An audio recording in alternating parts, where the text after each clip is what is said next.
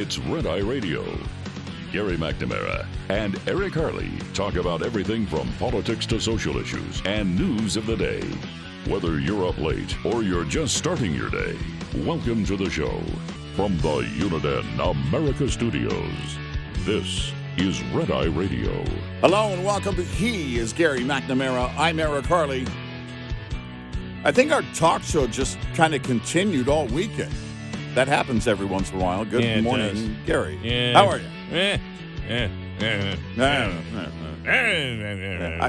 I was really sad to hear that Chuck Todd is leaving.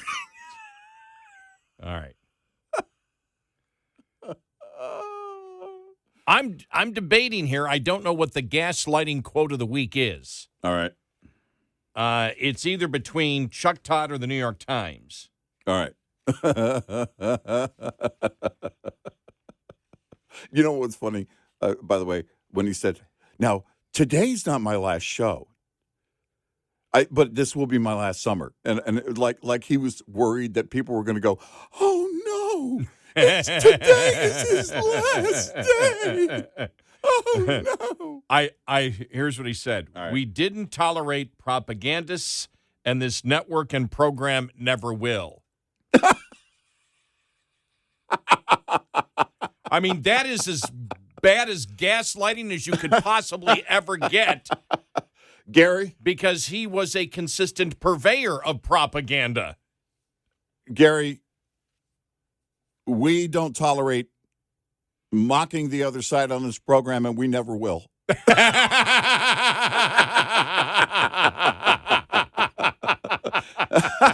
I guess officially we need to say it for those that didn't see it. Our audience is well informed, by the way, so you guys should take this as a compliment when we kind of, just walk into a topic like that.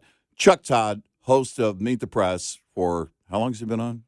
I don't know. 10 years. 10 years, that's right. Yeah, and is leaving, and he's leaving NBC too, right? It sounded like He didn't say. He included, I've enjoyed my years and also my years here at NBC, but I wasn't clear whether or not he's leaving NBC or not. But anyway, we believe that, and I told you in the top of the hour, my sources tell me. That sounds so stupid coming out of my mouth. My sources tell me, and we have yet to confirm this, but my sources tell me that Chuck Todd will be replacing Raul Ortiz as the chief of the U.S. Border Patrol. Now, if Raul hears this and realizes it's me saying it, I'm going to catch hell for it. No, that's not where he's going. I didn't hear anything about where he's going. Where Chuck Todd is going. I didn't care to look. Well, it sounded like he wanted to retire, or he didn't want to be working Sundays anymore. He wanted to spend more time with his family. He mentioned his family. He doesn't want to get burned out. I never had. What is he? 51? Yeah. Okay. Yeah. By the way, at 51. Yeah. Still today, it's just funny, the mindset. In my mind, I'm still trying to survive. At 51, the last thing. It's 51 slowing down. At 51, 51 is, I was 50 because my birthday's in September. So I was 50 when I started on working with you. Wow. Yeah, coming up next month, 18 years. No, wait a minute. Was it 50? Hang on. Yeah. Yeah. Coming up next month, 18 years. Yeah. I saw somebody saying, Chuck Todd, we can include in this. I think he's been at NBC for 15 years, I think he said, or something total. Right, yeah. I think is what he said. And then I thought, and then someone else was leaving something after 13 years. And I'm like, dude, we've been a team for 18 years. Yeah. Wow. Crazy. I know. So but when he said that, and I'm waiting because somebody's going to do it. What's that? The RNC, our friends at Newsbusters. And by the way, thanks for all the great compliments we got from folks at Newsbusters over the weekend. We just happened to mention the other day, and then somebody put it on Twitter, and it was like, it got uncomfortable. It got uncomfortable, the compliments. Well, it really did feel like a group hug. Yeah, I know. Thank you, Kevin, and all the guys over there and gals over there at Newsbusters that are again fighting the good fight. They're doing a lot of good work. But I know somebody's going to come up with all the, because when he said that. We never allowed propagandists on the show. Oh, my gosh. I mean, it was just, you might as... Now, I don't know, because there's a tie for gaslighting quote of the weekend. Okay, all right. So, which is when you say something that everybody obviously knows is false. Yeah. And you still say it. And you know it's false. Yeah. You know that everybody who's watching knows that it's false. Mm-hmm. Well, actually, here's how we do it. You know it's false. Yeah. The people watching know it's false. Mm-hmm. You know that the people watching know that it's false, and you still say it anyway. Yeah. And then this thing here, the New York Times is facing ridicule on Twitter after an article Sunday painting President Joe Biden's old age in a positive light, describing the 80-year-old president as sharp, fit, and having striking stamina. I can't. Compared to what?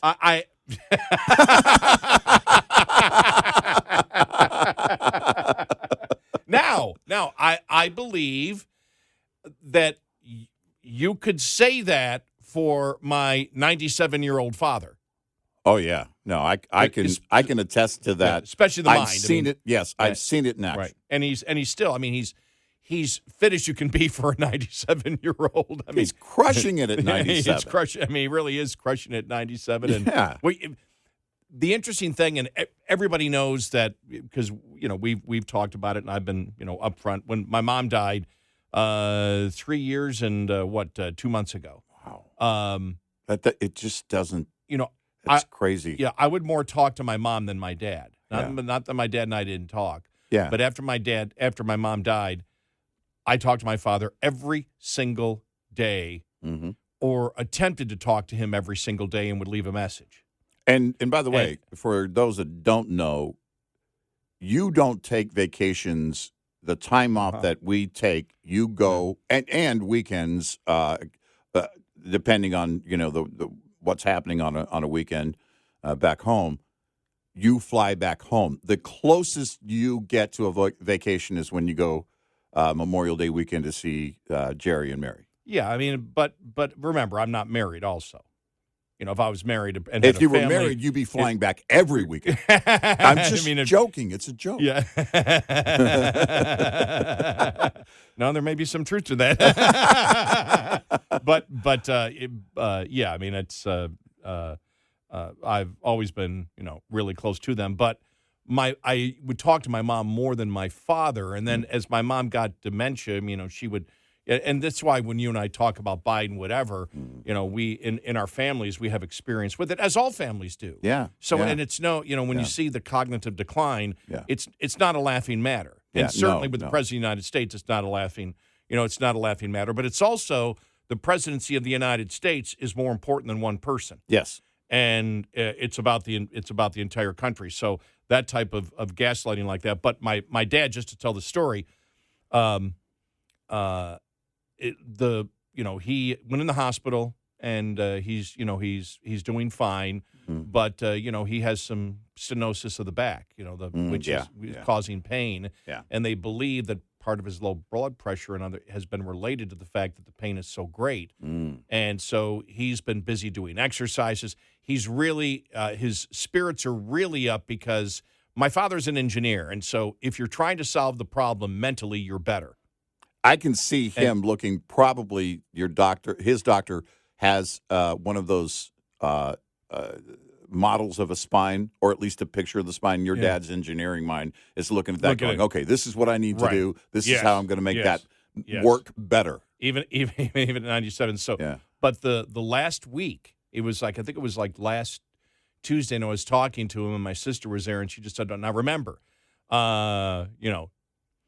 you can't get to him on Wednesday, you can't get to him on Thursday, you can't get to him on Friday because he's so busy doing stuff. Right. And so I would just call and leave a message. But that was the longest, really, 3 days last week when I left messages for him. And then, of course, I had to go to work and things like that and sleep. Yeah. And so I didn't get a chance to talk to him, but I just left him a message. It was the longest time I hadn't talked to my dad, since my mom died. So, I mean, there's no sadness in it. It's actually, I want to make this clear. It's that it's joyful that I call him and then when I did talk to him, hey, sorry, I was just busy. Yeah. He's 97 years old. Right. It's just like, I'm just, I'm busy. I'm trying to get a lot of stuff done here and the physical therapy and this and that and this and that and that and this and checking and doing it. And I'm like, okay, he's always done great, but he's even doing better because he's my father. That's the one thing that it's like you always think when you're a kid or a teenager, I never want to be like my father, and you end up like him.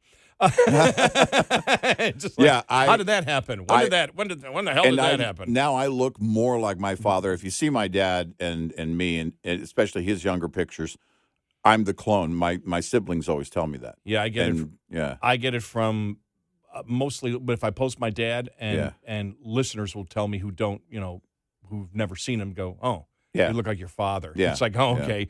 But no, it's just great. But he is doing, my father, if you talk to him, he can hold a conversation with you. I would say the one thing with my dad, if he has any cognitive issues, it is the fact that there's so much going through his mind. Yeah. He's going through so many thoughts because I was talking to him about something yesterday, and he was still in the oh, wait a minute. He didn't even say what to me. He goes, but this. I said, oh, I've moved to this topic. And he goes, yeah, I know you did, but I was still back here. Yeah, right. He's analyzing. He's still breaking down. He breaks things down where you think, well, oh, no, he doesn't know what I'm talking about. No, he's analyzing the thing. He's not finished analyzing the thing I was talking about before. Right. And so if that, and I laughed because that happened yesterday, and I went, oh, no, because you're always thinking when you have parents that are that age or they get into their 80s and 90s, you start saying to yourself, and some people younger, I mean, dementia hits. Yeah, oh, yeah. Dementia can hit, very, very We young. had a family member, and it hit very, very early. And my dad, the same thing as a lifetime police officer in the military, he taught law enforcement and criminal investigation.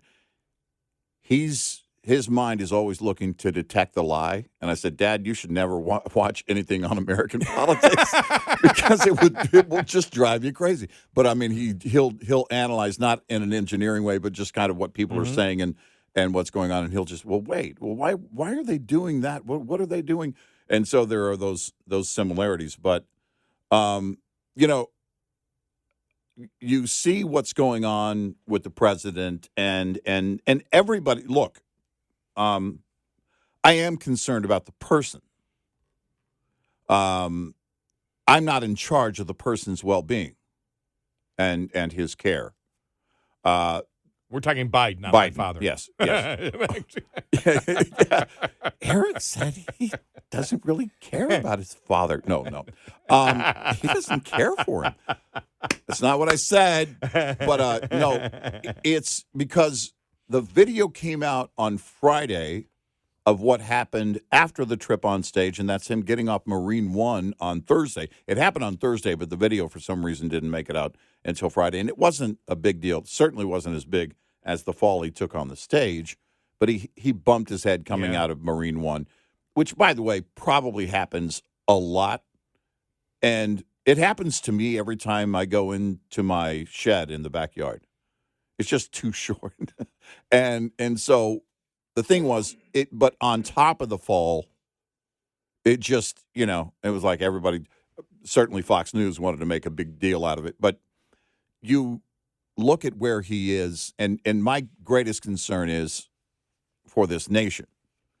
I am concerned for anybody that may be in cognitive decline or any kind of health decline whatsoever. I don't care if it doesn't matter who they are politically. That to me is a sad thing to go through. But politically and realistically, on the larger picture, as you mentioned, there should be great concern. And we need to know a couple of things. And you and I have been repeating this. On the Hunter front, is this president compromised? And on the health front, is he capable? Mm-hmm. We got a great show ahead. 866-90 Red Eye. Every driver knows the cost of replacing tires is a major expense. What if you could save on tire costs without sacrificing performance or safety?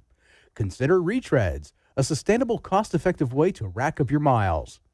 Retreads have a reputation for causing that rubber debris or gators found on the sides of the highway. However, studies show that 68% of the tire debris collected on the highway comes from new tires, not retreads. The reality is that retreads will wear at the same rate as new tires if you don't properly maintain them. Retreads are still a major investment and require engaged maintenance practices. This report is brought to you by Shell Rotella. Shell Rotella, with advanced synthetic technology, is designed to help keep your rig running with more mileage and less maintenance. We'll be right back with more Red Eye Radio with Eric Harley and Gary McNamara.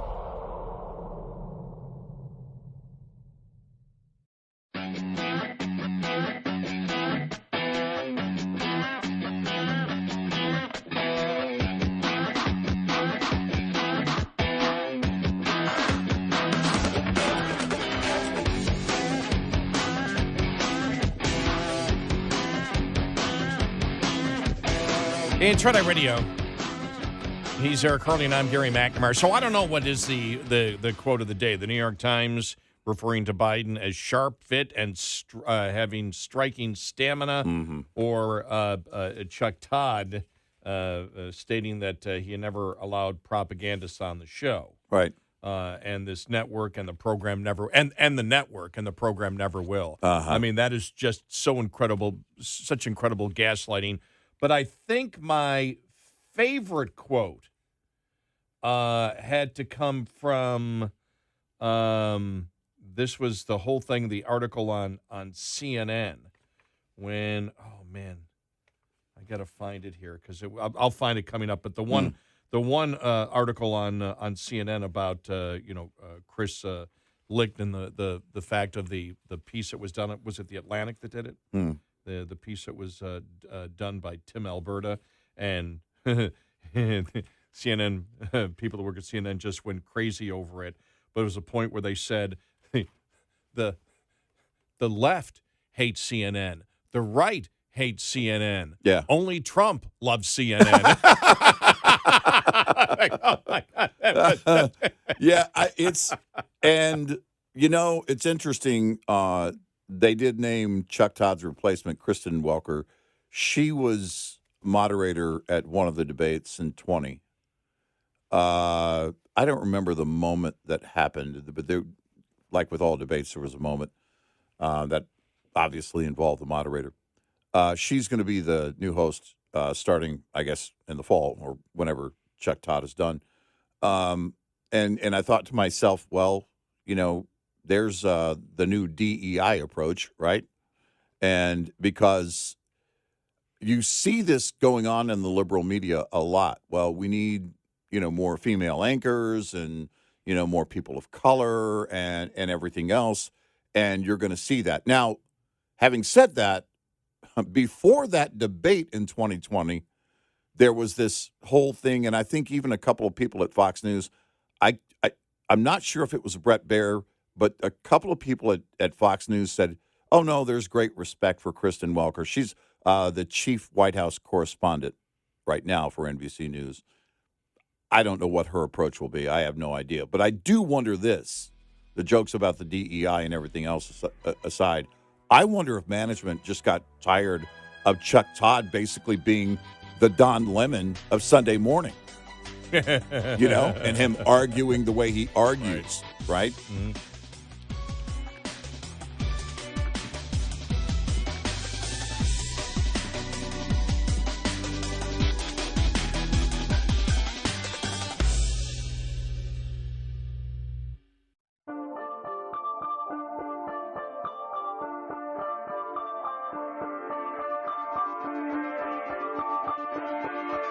You're listening to Red Eye Radio from the Uniden America Studios.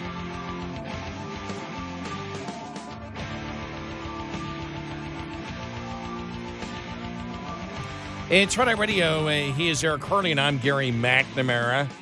Good morning. Thank you for being here this morning. I guess today is when Ray is going to bring the document to Comer and Grassley, right? Yep. And the question is, how much of it will be redacted? We pretty much already know that part of it's going to be redacted. But what part? That's the critical point of all that. And you know, they've already seen it. They've already seen. Well, what he said was, we know what was in the document. Well, but didn't Comer say? Did he say one time, I've seen it? That we have seen the document. Okay. And we were saying, well, that must be a copy. What I don't know, if he said at any point, Comer, I've seen the fully unredacted version. Since the only way he could have seen it would be from the whistleblower, a Right. copy from the whistleblower, Right. then the FBI would not have redacted it. I'm guessing there would be nothing redacted because there would be no reason to redact it. And if there's nothing redacted, then whatever they redact, if it's not sources and methods, that will lead Comer on a certain path. Unless, I mean, this is just an outside chance that the attorneys for the whistleblower said, if we disclose this to this part to lawmakers, you could be in violation of the law, so we should probably mark that part out before we show them anything. But that's not a true redaction by the FBI. Again, we have to keep in mind the whistleblower process and how sensitive it is, and wow, what a mess this is. But I am curious. I'm so curious as to what that document says. I'm so curious. Well, to see if the claims are true. We saw the New York Post story over the weekend that the informant, how they got, the informant, where they got this documentation, extremely reliable. Yeah. The New York Post story that came out. Let me just see if I just thought about that right now. There's so much happened. I'm telling you, so much happened over the weekend. It was really, I mean, extremely busy over the weekend. It really didn't stop. But those are the things here too. Is that now we're going to get? At first, it was a question as to whether or not the document existed. Then, of course, now we know. And the FBI director, Ray, has confirmed that the document does exist, and he's going to bring it to Capitol Hill for them to see. He's not going to turn it over. The subpoena basically says, we want it, and you should turn it over. We have a right to possess the document as a matter of oversight. I don't know what the rules are on a document that's unclassified and will be partially redacted. Again, we don't know to what extent, but I don't know what the rules are on making notes about that document. Well, especially, I mean, we're talking about that it's going to be in the SCIF, which means it implies it's classified. That's told, the whole thing, yeah. We're told it's not classified. So nothing makes sense here. Because if it's in the SCIF, you can't make notes and take them out. Right. But it's not classified. Well, do they do the whole Men in Black thing and walk up and zap your memory? Because they're going to see something, they're going to learn something.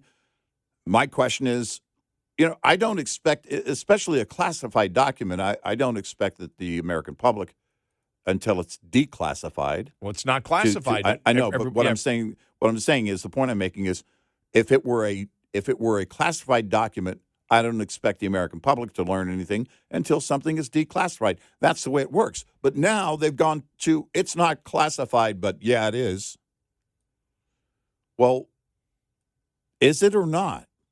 Well, they didn't say it, but it's implied if it's in the skiff that it would be. If you can't turn it over, if any of the information is redacted, then it belongs in the classified documents category. Right. There's no way around that. If it's not classified, then tell me why oversight, not the American public. We're not talking about, the New York Post publishing the thing on the front page, although, man, that would be great. Fully unredacted, but that's not, it's about oversight. They get to be our eyes. That's the whole idea. Our representatives get to see these things. And if it's happening in the skiff, you don't get to make notes. You don't get to, it's based on your memory, and there are certain things then you can't talk about because what? Well, they're not classified. Here's the latest that we have on this. House Oversight Committee Chairman James Comer will be allowed to read the subpoenaed FBI document that allegedly implicates President Biden in a $5 million bribery scheme as he pushes against the Bureau Director, Christopher Wray, to physically hand over the file. Chairman Comer will receive a briefing from the FBI and review the document on Monday, an Oversight Committee spokesperson said, adding that anything short of producing the form to the House Oversight Committee is not in compliance with his subpoena. Look, he's the head of the House Oversight Committee. He and Raskin, the Democrat leader, from what I know, they can see anything. Yeah. Right? Right. I mean, if they have clearance, they can see it, whether it's classified or not. Comer may then begin contempt proceedings against Wray, as he's threatened to do earlier in the week when the FBI director blew past the May 30th deadline. Comer, he's only 50 years old. Comer and Oversight Committee ranking member Jamie Raskin will both look over the document in the sensitive compartmented information facility, SCIF as they call it, on Capitol Hill, but neither will be allowed to hang on to a copy. This unclassified record contains details that need to be investigated further by the House Oversight Committee, the spokesperson said. Grassley, who first alerted Comer to the informant file, acknowledged Thursday that he's already read it and criticized Ray 56 for not making its content public. Grassley declined to describe the allegations it contained, citing potential retaliation against the whistleblower who made a protected disclosure to Congress about the information. Yeah. They've got to produce this document, the senator told Fox News. They're up against what the Durham report has said about the shortcomings and the political bias of the FBI, and this is just one more example of them not being forthcoming to the public because the public's business ought to be public, and there's no reason for a non-classified document to be held in secret. Well, then why won't you say it? He said, this is what doesn't make sense, where he says, I'm not going to do it because it might affect the whistleblower, but so would if you release the document. Yeah. No, none of it makes sense at all. A Grassley aide confirmed to the Post that the file contained serious allegations implicating Vice President Biden in a criminal scheme.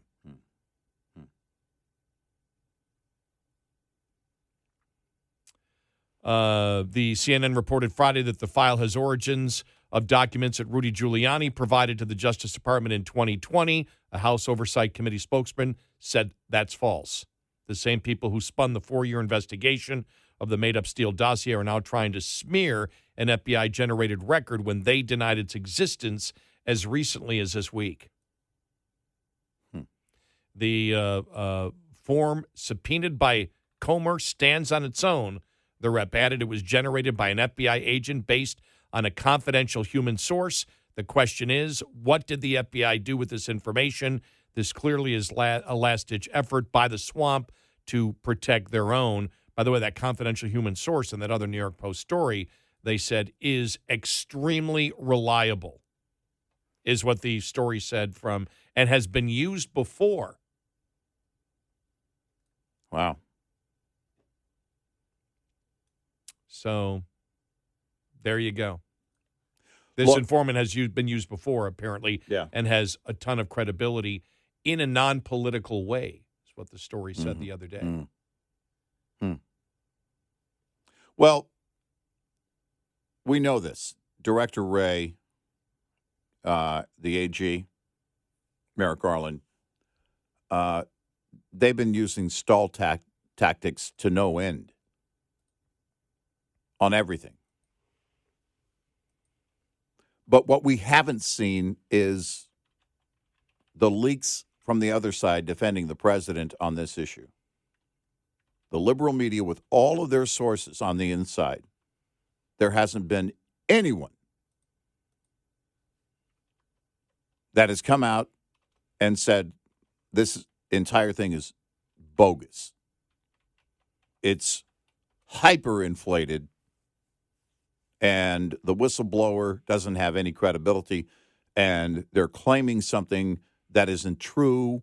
The whistleblower is trying to say that this is a crime, but what happened wasn't a crime. It was just a conversation. Or anywhere within that spectrum of defending the president, we haven't seen that.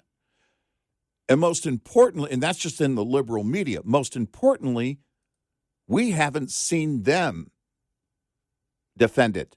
No. The DOJ.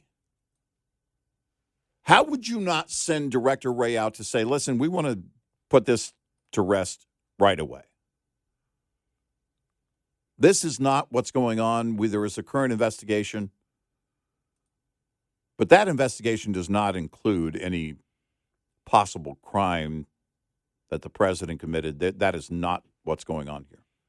It is totally misrepresented in the media, and that is not going on. Whether it's Director Wray or Merrick Garland. Or a leak. Or, like I said, with the media, a leak. But officially. Well, as you saw the source story from CNN that they say is false, where they say, okay, this is part of what Rudy Giuliani, what he had and gave to the FBI and the Department of Justice in order to. The whole point is Giuliani had it, so it's tainted in some way. Right. That's what you're attempting to do at this point. Right. And they're saying no, that's false. So the leaks are starting to try to discredit it, but nothing is discrediting what is actually in that document. The actual document. Right. Which is the point. Or, the go-to really is discredit the in this case, the whistleblower. You start there. But if you go to the very heart of it, what matters is what's in the document. It doesn't matter who brought that document to light. It doesn't matter how all this went down. What are the allegations, and are they true?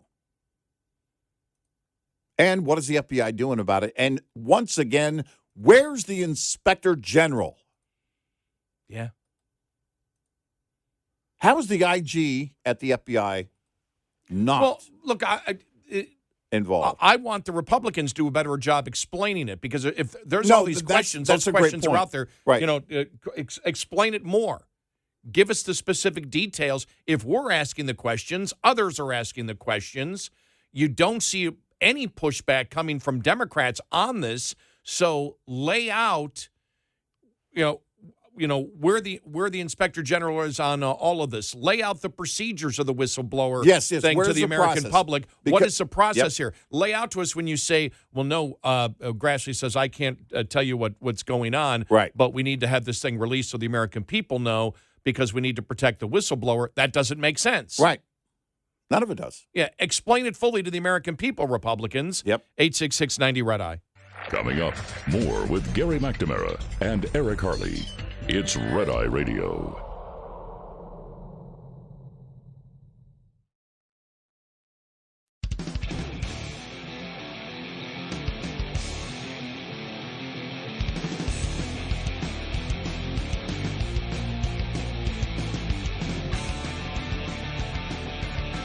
Red-Eye Radio, he is Eric Carney, and I'm Gary McNamara. We got a big problem in the studio. Eric got a new phone.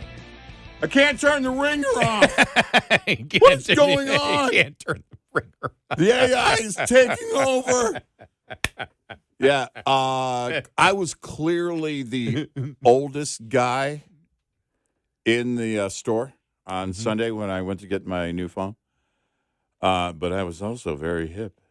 I was talking about the reviews on the YouTubes with Marquess Brownlee and everything he's a very educated man on such things and everything he had to say about the phone I was buying and blah, blah, blah. Had a great conversation with it. But then I get home and I'm like, I need to go back to the store. I need their help.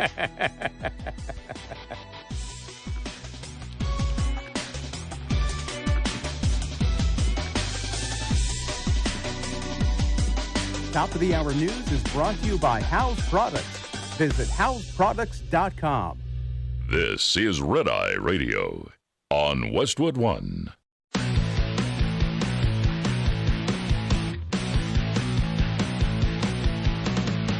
Now, it's Red-Eye Radio.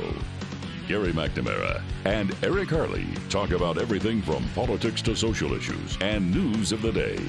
Whether you're up late or you're just starting your day, welcome to the show. From the Uniden America Studios, this is Red-Eye Radio. All across America and around the entire planet, we are Red-Eye Radio. He is Eric Harley, and I'm Gary McNamara. Download our Red-Eye Radio app today. Listen when and where you want if you can't listen live overnight.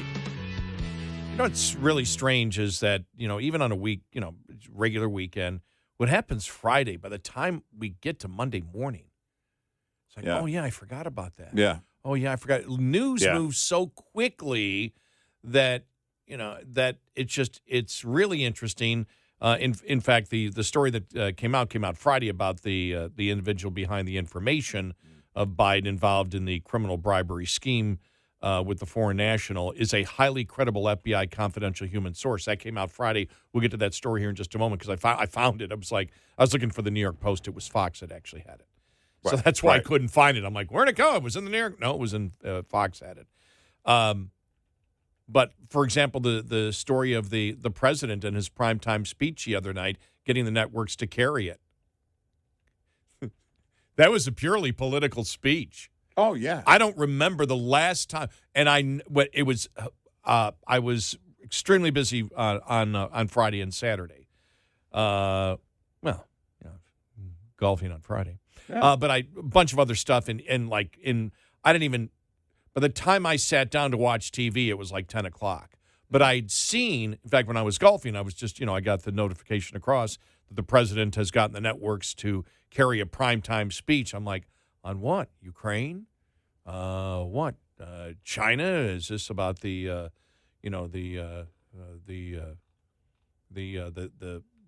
ship that came close to one of our destroyers? And I'm like, oh, that was actually later on in the weekend that happened.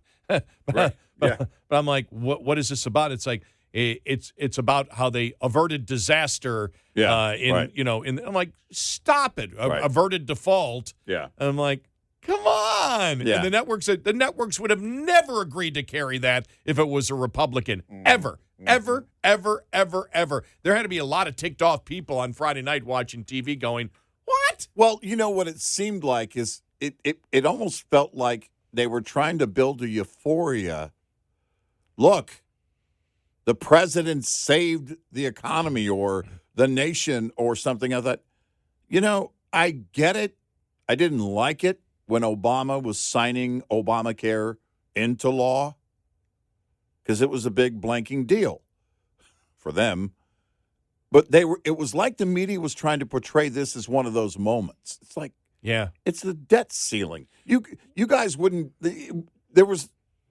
nobody was talking about the debt until this whole thing for years. No, our audience notwithstanding. And then, but I burst out laughing because the reasoning was based on the lie. Yeah. That they would have defaulted. And that is something that's something that the American people have to, someday have to, rise up and say this needs to stop. Yeah. You need to stop the line. And I even went to conservative media that did the story, and the president did the speech talking about how the country avoided default by doing this, and what an important moment. Yeah. Well, you need to put it in context and say that's a lie. Yeah. We weren't going into default. How do we know we weren't going into default? Because the Treasury Secretary that is part of the Biden administration told us last week. Yeah. And so they continued to hype the fact that the president averted default. Yeah. He averted default. He averted default. Uh-huh. And this deal of averted default. No, it didn't. No. And so even afterwards, they had to continue with the big lie. Yep. Yeah, and I don't know who they were trying to convince. I don't know. You're trying to get the president down there with anything positive. Well, is what you're I trying to do guess at this point, I guess. Yeah, I guess. Because really the only people concerned about the debt are conservatives. And there's not many of us, relatively speaking, that are actually concerned about the debt. No, that's a great point. So trying to make it seem like Biden just swooped in and saved the planet from imploding because default. I mean, seriously, and you're right. There's really only one angle, and that is, he did something.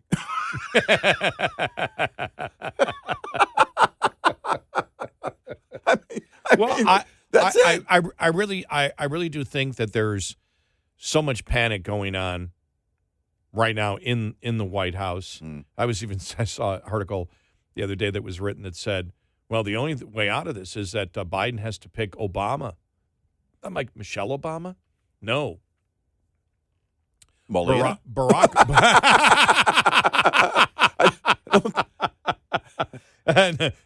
No, needs to pick Barack Obama. That's the only savior for his vice president. And here's how he can get around it. He can run for the whole 22nd. I'm like, that's not happening. That's not gonna happen. Obama's gonna say, I'm doing nothing now except living like the millionaire that I am. Yeah. Not worried about climate change anymore by the house that I built. I'm having fun. And any idiot liberal will spend hundreds of thousands of dollars to hear me speak. Right. And it's like, I'm gonna serve under Joe Biden. I'm gonna destroy my legacy that way. Can you imagine? I mean, George Clooney's in Greece and he answers his phone. His house in Greece. And okay, hold on. Barry, is somebody on the phone? Who is it? I don't take calls. He's staying with Clooney. Joe, is it Biden? Biden? Joe Biden, Barry. Nope. Tell him I'm not here. Exactly. When I saw, I mean, there is such desperation right now, and I think part of the desperation is the fact that what we just talked about here, the individual behind the information that then Vice President Joe Biden was involved in a criminal bribery scheme where the foreign national is a highly credible FBI confidential human source who has been used by the Bureau in multiple investigative matters dating back to the Obama administration.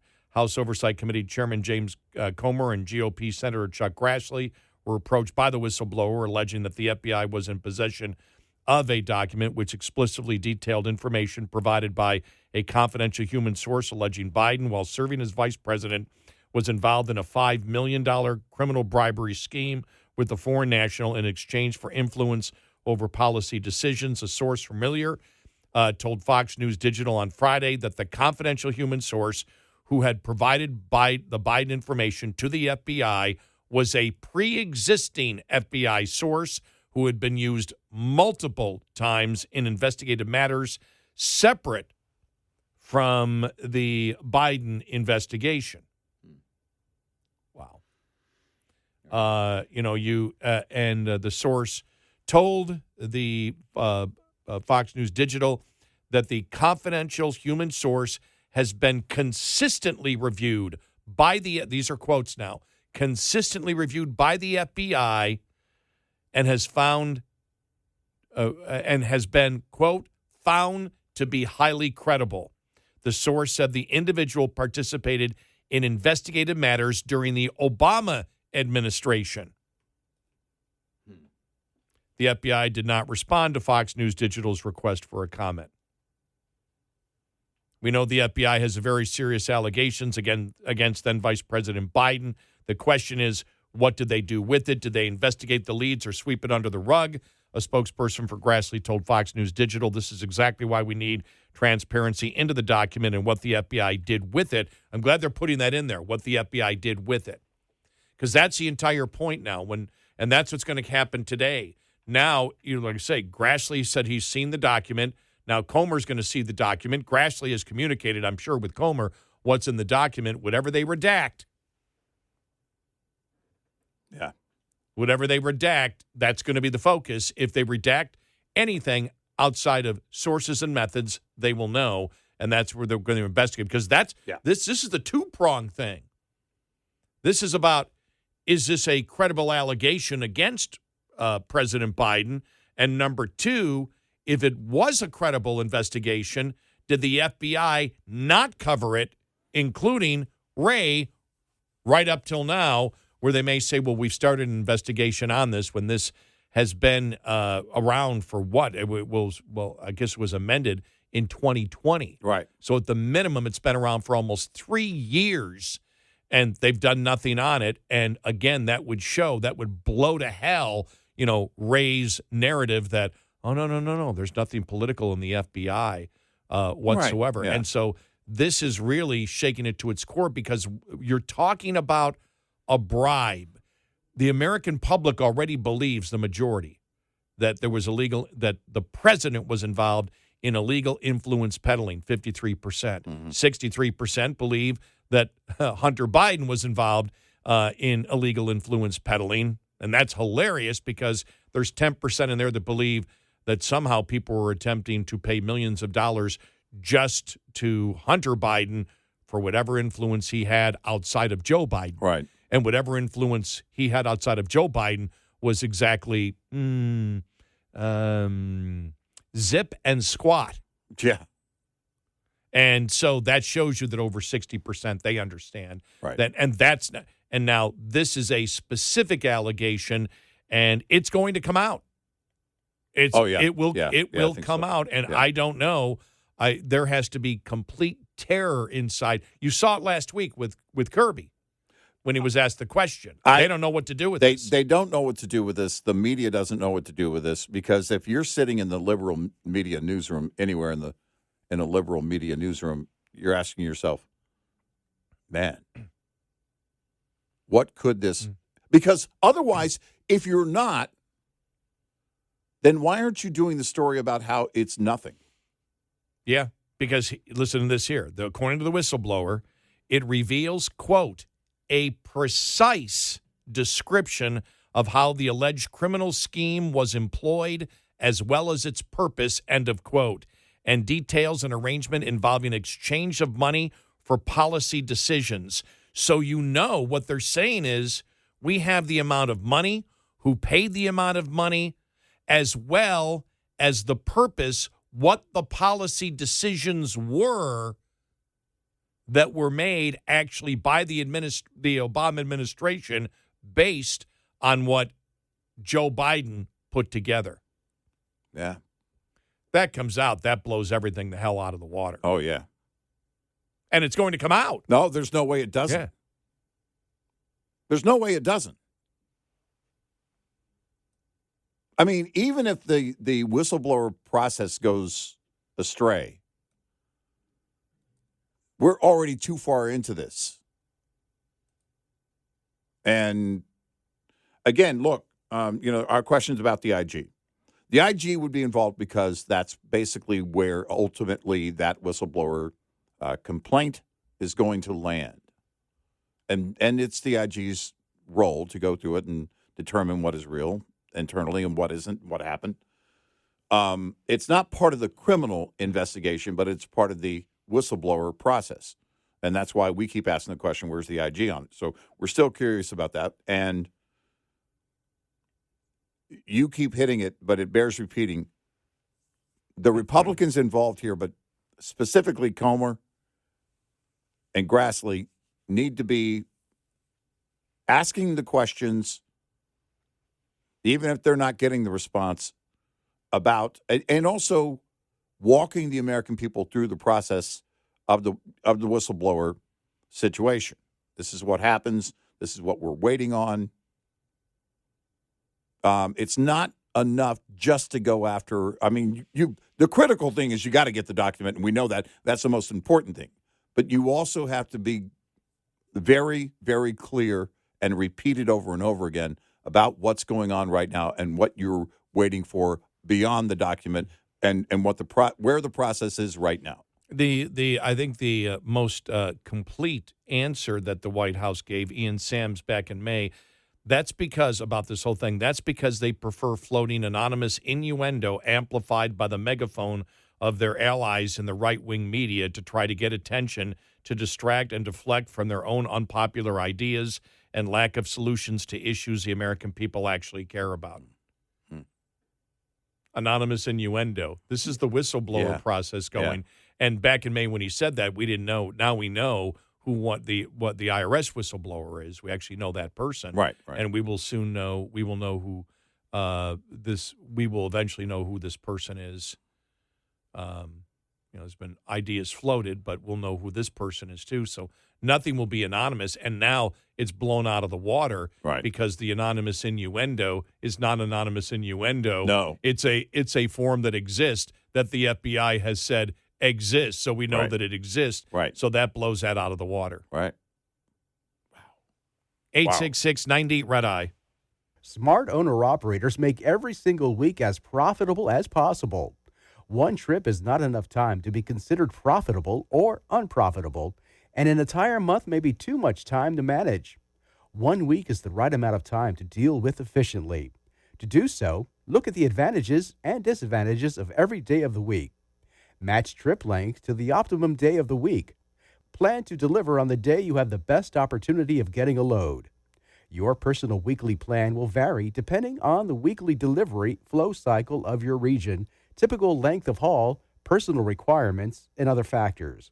What's important is to have a specific weekly plan that helps you be successful. Owner-Operator Business 101 is provided by Shell Rotella with advanced synthetic technology. For more information, go to overdriveonline.com to the Overdrive's Partners in Business section of the website for more detail on Business 101 and many other topics. Lines open for your calls. 866-90-RED-EYE on Red Eye Radio.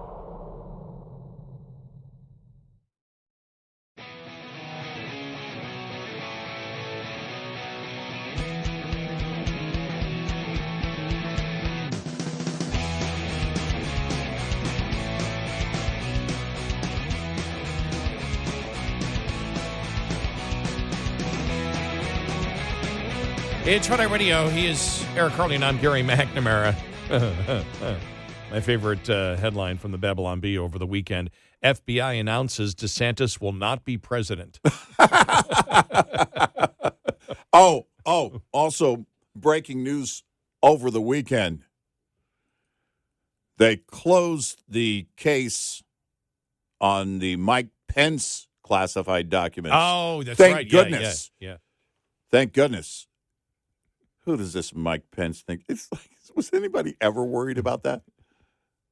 It's like he's showing up to turn himself in. It's like, nah, we're good.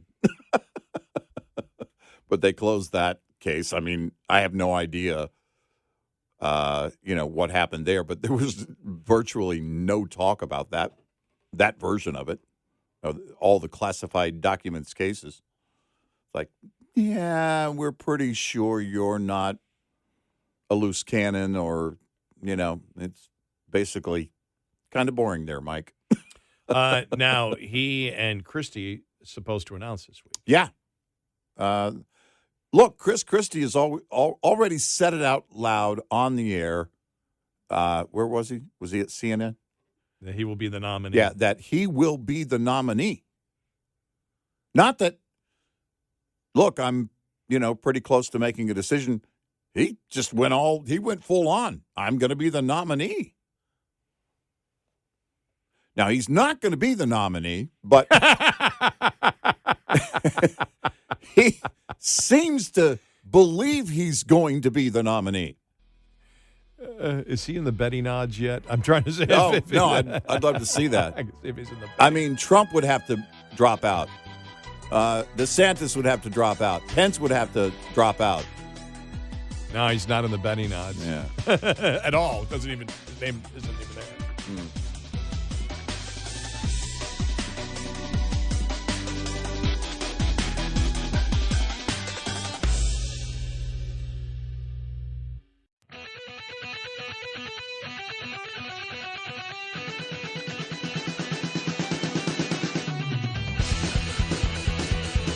5 hours a night, and still not enough. Listen to our podcast, available on the app and on our website, rediradioshow.com. And he is Eric Carly, and I'm Gary McNamara, 86690 Red Eye. One actually has to ask the question after Friday and Trump complimenting and congratulating Kim Jong-un for his new position with the World Health Organization, and then every single Republican just pounding on it. It's almost as if last week Trump decided, I'm going to say and do the craziest things, and I'll still get elected president. Yeah, it's almost like he's doing his own TikTok challenge. Yeah, it really is. It's just because it's just like, what? Yeah.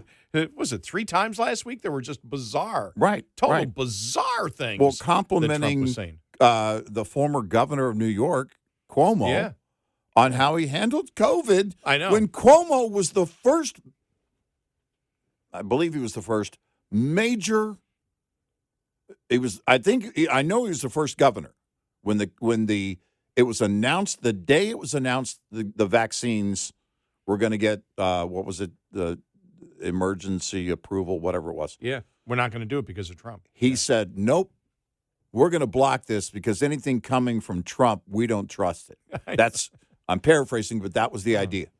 Because it was on, they had him on, I think it was CNN or wherever, and they were like, well, what do you think about this? He said, no, it's not going to happen in New York. And then the other governor, another blue governor right behind that said, oh, yeah, no, we're going to, no, our state health department's going to review this before we ever allow this, in the public, given or administered to the public. And we said, you're not going to hear about this a week from now. They're going to, that will just fade away and they'll accept the vaccine. Yeah, because at that point, that's exactly what they did. At that point, everybody was waiting on the vaccine. I mean, look, things have changed. We know drastically since then. But at that point, everybody was waiting on the vaccine, including most of New York. I was at I know this is shocking.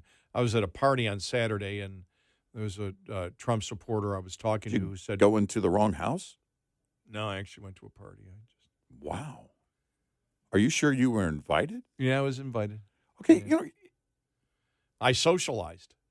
Tell me what that's like. I haven't been to a party. No, actually, I have. I went to my sister-in-law's 60th. That was actually a great party.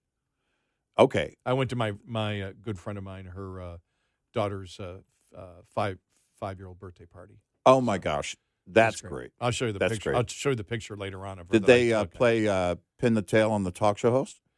No, but they did have the foam machine. A foam machine? A foam machine. That spraying was foam. Foam like bubbles foam? Oh, yeah. Yeah, nice. I mean, not for the adults, for all the kids that were there. But but you wanted to, didn't you? Yeah. But I was talking to somebody who's a Trump supporter, and they just said, can you tell me what's going on with him? Yeah. And this was after you had the Kim Jong-un, you had the Cuomo compliment, and then you had the Kayleigh McEnany, which really, that really infuriated a lot of people. Yeah. I was shocked that of all the 3 of those, that seemed to shock Republicans more, going, what do you? She was your most loyal supporter. No, I mean, that would be if you were to a few weeks ago, if you were to say, all right, give me your short list of people you think that might be in Trump's inner circle. That would still be with him. That would still be with him in right. 24. Yep. Now and in 24, who is going to be there? She'd be one. She'd be one of the first that I would mention, actually. And that's where I came up with the answer. I said, well, I the only thing I can think of is he's trying to think of that, trying to prove the point that he can say anything and do anything and still get elected, that it doesn't matter what he says, that the old, he wants to prove to himself that he actually could shoot somebody on the street and get reelected. I said, because I have no idea why, because the political instincts were horrible across the board. Mm-hmm. You cannot think, when you think of Kim Jong-un, and when you think of Cuomo and how he is thought by and what he did in New York. Mm-hmm. If you wish to criticize DeSantis, but don't make the comparison DeSantis to Cuomo. And then where Cuomo comes out and says, I'm glad that Trump now knows the truth. I mean, it's completely and totally embarrassing. I mean, it's bizarre. We've said, and by the way, you didn't see any of his supporters, none, not even the most loyal supporters that will back Trump no matter what. And I'm talking about the ones that is, as soon as DeSantis said he's going to run, DeSantis is a rhino and he's a Democrat and which is absurd. He wears cowboy boots to make himself taller. All those attacks. Yeah. That was actually one of them. Yeah. I know. I like that one though. That's a good one. Yeah. It's a funny shot. Yeah. But when you see that, I didn't see one, and I follow all of his utmost supporters to see how they react to what he does. Nobody has said, on the Kayleigh McEnany thing, nothing. Right. On the Cuomo thing, nothing. Right. Not one of them has said, Trump is right. Cuomo did a great job and DeSantis sucked. Because nobody will buy you. That's gaslighting to the 1,000th degree. Yeah. And the Kim Jong-un, you just shake your head going, the only thing he can be doing is he really wants to see if he can win the nomination by saying the most insane and craziest things. If you want to test your loyalty, this is how you do it, I think. I mean, this is one way you can do it. I'll just say it that way. That's a better phrasing. This is one way to do it. Because, going after DeSantis, I believe politically is easy while preserving the possible loyalty you may need from DeSantis if you get the nomination. And that would be, listen, all due respect to Governor DeSantis, governing a state is different than being president. I have been president. And while he has a list of accomplishments on the state level, I'm the only one in the group right now that has the experience of being president and being successful as president. Those are the things I expect to hear. And then what you do is you go point by point where you were right and where Biden was wrong. Yeah, exactly. I was right here. Right. I was right here. Right. You list it 1, 2, 3, 4, 5, 6, all the way down, and you say that's why I deserved to be president of the United States. Yep. Like I said last week, I have no idea. The Kayleigh thing just, I think, blew everybody away. It was like, what? And then the Cuomo thing, and then at the end of the week, it's like, well, let me top myself. Yeah. Let me congratulate and compliment Kim Jong-un for being now part in his new position in the World Health Organization. Yeah. It's just bizarre. Yeah. Absolutely bizarre. Very strange. So I just... Yeah, it's... I don't know. I have to, it's one thing if you're on the stage at a rally. When he's at a rally, it actually comes off as a stand-up comedy. Parts of it come off as stand-up comedy. Mm-hmm. And we said, look, you don't have to run for president again. Just keep doing your rallies and doing the stand-up. You're packing them in. But it's one thing if he were to do that and say, and it was clearly tongue-in-cheek, rolling his eyes, Kim Jong-un and the World Health Organization. He's been highly critical of the World Health Organization before. Mm-hmm. And look, we know the history with Kim Jong-un, and then the questions behind the scene or by people analyzing that situation with Kim Jong-un when Trump was president and going through that whole thing with Kim Jong-un was, okay, is he trying to demonstrate that he has done his due diligence in the event that the U.S., has to strike preemptively? I mean, we were just analyzing in that way of, okay, why would he, what is this tone, the whole thing? If he's trying to be funny, you kind of have to demonstrate that. But the problem is,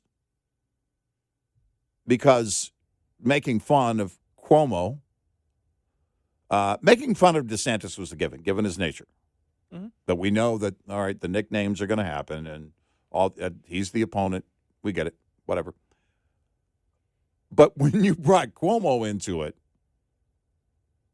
if you're trying to demonstrate, which I don't believe he is, that, well, DeSantis, that you're trying to make the point that DeSantis was so horrible, Andrew Cuomo, as bad as he was far greater. But that's not what's going on here. If he were trying to make, you seem confused. If he were trying to make that comparison, man, DeSantis was so bad, even Cuomo, Governor Cuomo, was better than DeSantis on COVID. If you're trying to make that comparison, that's one thing. But that's not what he's trying to do. And then you couple it with Kayleigh McEnany. Well, what was he trying to do? I don't know. That's the point. Oh, okay. Well, I'm trying to. All right, but it comes across that way. It comes across that he's trying to say Cuomo did a much better job than DeSantis. No. But he's genuine in that. Yes. Not making the point that Cuomo was the worst in the world and still better than DeSantis. Oh, okay. You see what I mean? Okay, all right. Yeah, I mean, because I could hear that coming from Trump.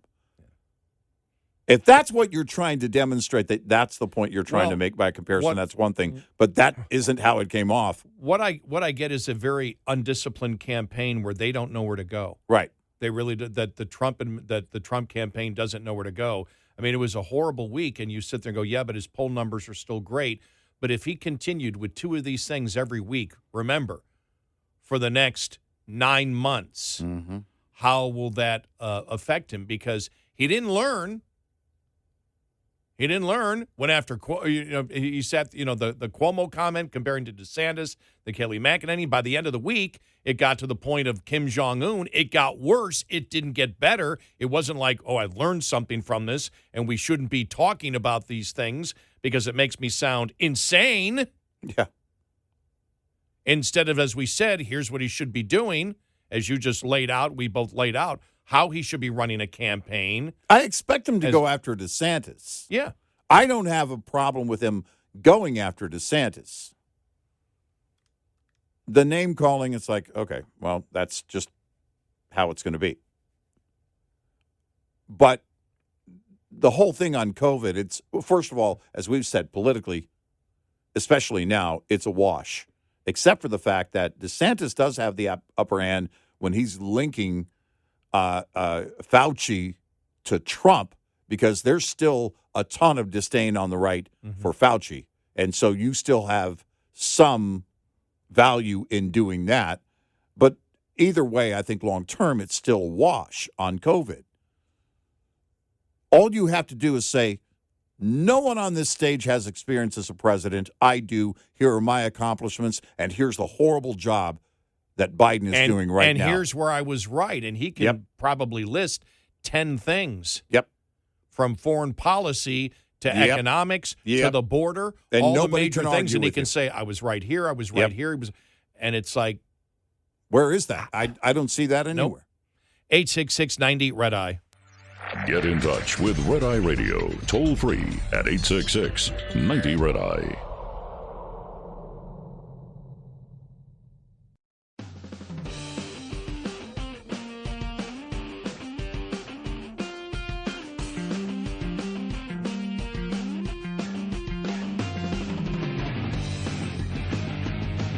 It's Red Eye Radio. He is Eric Harley, and I'm Gary McNamara. Wow, some local news here from Dallas. We'll get to this following the top of the hour.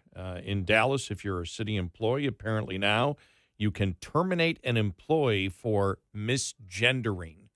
Now, compelled speech. Yes. Wow. I mean, I'm sitting here thinking you and I were talking about the litigation here. Oh, my gosh. Are you kidding me? Because what they're saying is, it's not that they lay you off. You're fired for cause. Yeah, right. I'm like, okay, so you're not willing to lie about something that's outside of the business of work. Right. Right. And because when you talk about pronouns, that is identifying what a person claims they are. Right. You're not by their name. Right. But as we have said, pronouns are a lie. Yeah. Because the definitions of the pronouns indicate a particular sex/gender, which now even the other side admits is sex.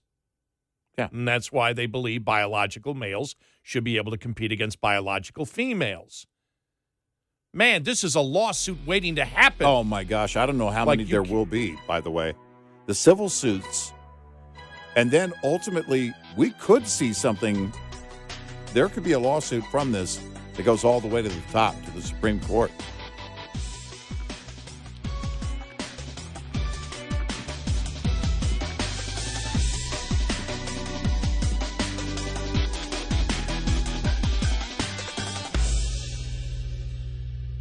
This is Red Eye Radio on Westwood One.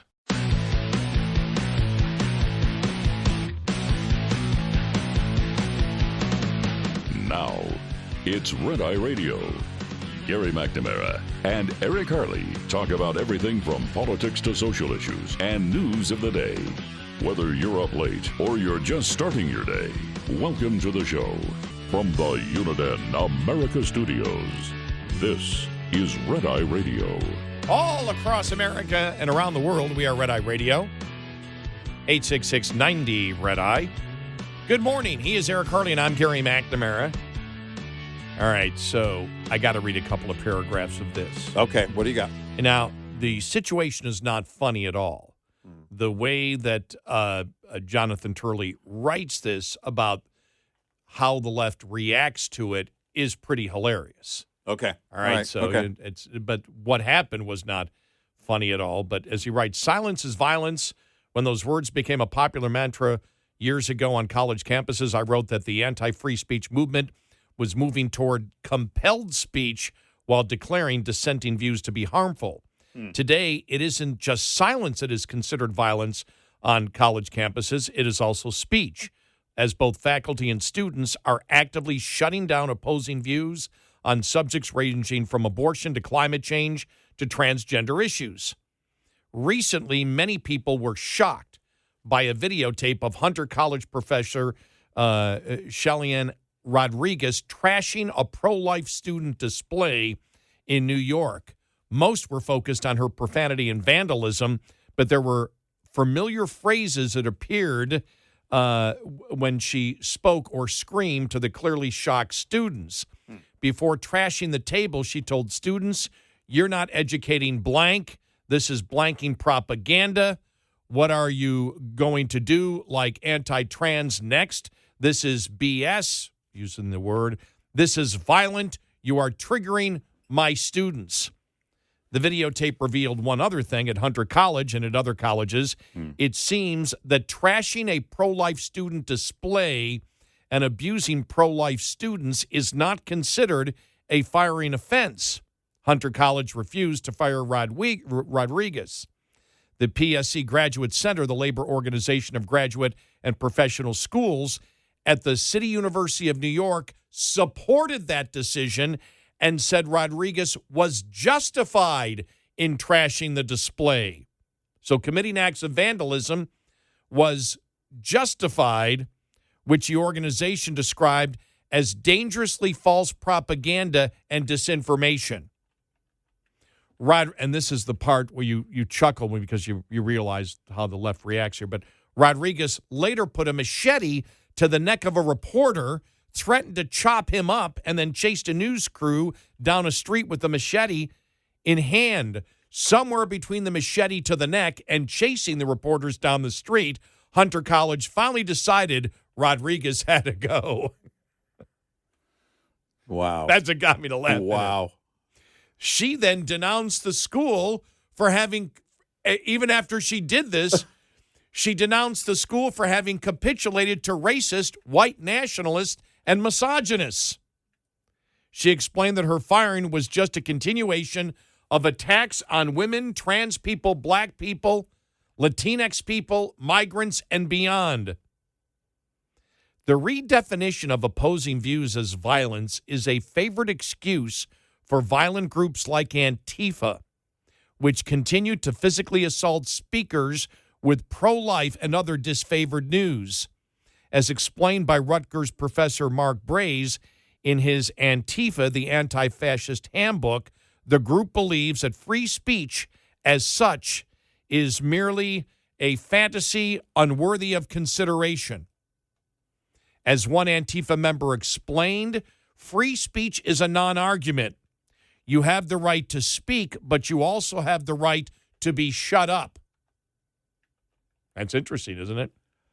That is very interesting. Yeah. I like that. When people criticize Antifa for its violent philosophy, MSNBC's Joy Reid responded to the critics that you might be a fascist. And this, again, we've been studying Antifa before they were called Antifa.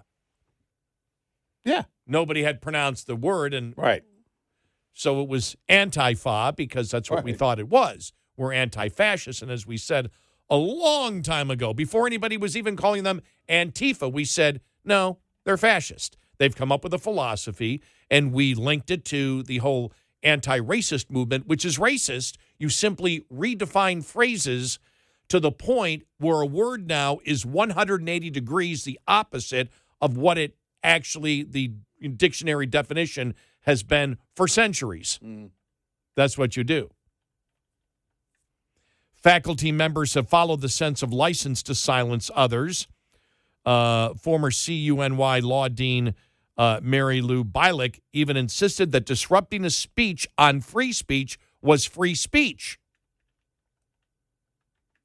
The same week as the Rodriguez attack at the State University of New York at Albany, a sociology professor shut down a pro-life display and then allegedly resisted arrest. Just last week, the Pride Office website at the University of Colorado in Boulder declared that misgendering people can be considered an act of violence. This week, University of Economics professor Justin Wolfers declared that some of those boycotting the store at Target over its line of Pride Month clothing were engaged in, quote, literal terrorism. End of quote.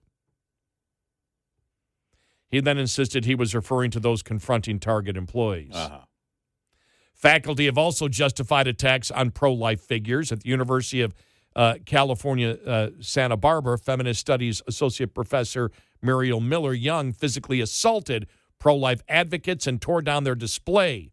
She pleaded guilty to criminal assault, but the university refused to fire her. Instead, some faculty and students defended her, including claiming pro-life displays constitute terrorism. The University of Oregon would then honor her as a model for women advocates. Likewise, at Fresno State University, public health professor Dr. Gregory Thatcher recruited students to destroy pro-life messages. Other faculty have called for continued violence against Republicans and conservatives, Professors have shut down speakers, destroyed property, participated in riots, and verbally attacked students. University of Rhode Island professor Eric Loomis defended the murder of a conservative protester and said he saw nothing wrong with such acts of violence. He was later elevated to the position of Director of Graduate Studies of History. Of course. As faculty commit and support violence, students are assured that others are the violent ones. Recently, at the University of Texas at Austin, Professor Kristen Bradbury tested her students on psychology by asking them which sociodemographic group is most likely to repeatedly violate the rights of others in a pattern of behavior that includes violence, deceit, irresponsibility, and lack of remorse. Of course, the answer, wealthy white men. The lesson took with students. A recent poll shows that 41% of college students now believe violence is justified to fight hate speech. Now, define what hate speech is. That's the whole point. Well, yeah, because they define what hate speech is. Anything they disagree with is hate speech. At Cornell, a conservative speaker was shouted down, met with the common mantra that your words are violence. At Case Western, the student newspaper editorialized against university recognition of a pro-life group because its pro-life views are inherently violent and a danger to the student body. At other colleges, student editors declared that it was time to shut down conservative speakers and that hostility may be warranted. They added the spirit of free speech is to protect the suppressed, not to protect a free-for-all where anything is acceptable, no matter how hateful and damaging. If you want to know how fascism gets a hold in a society, right there. Oh, yeah, that's it, right there. We define what hate speech is. Yep. We define what free speech is. Well, and that's it. It's right out of the fascism playbook. You control speech, you control everything.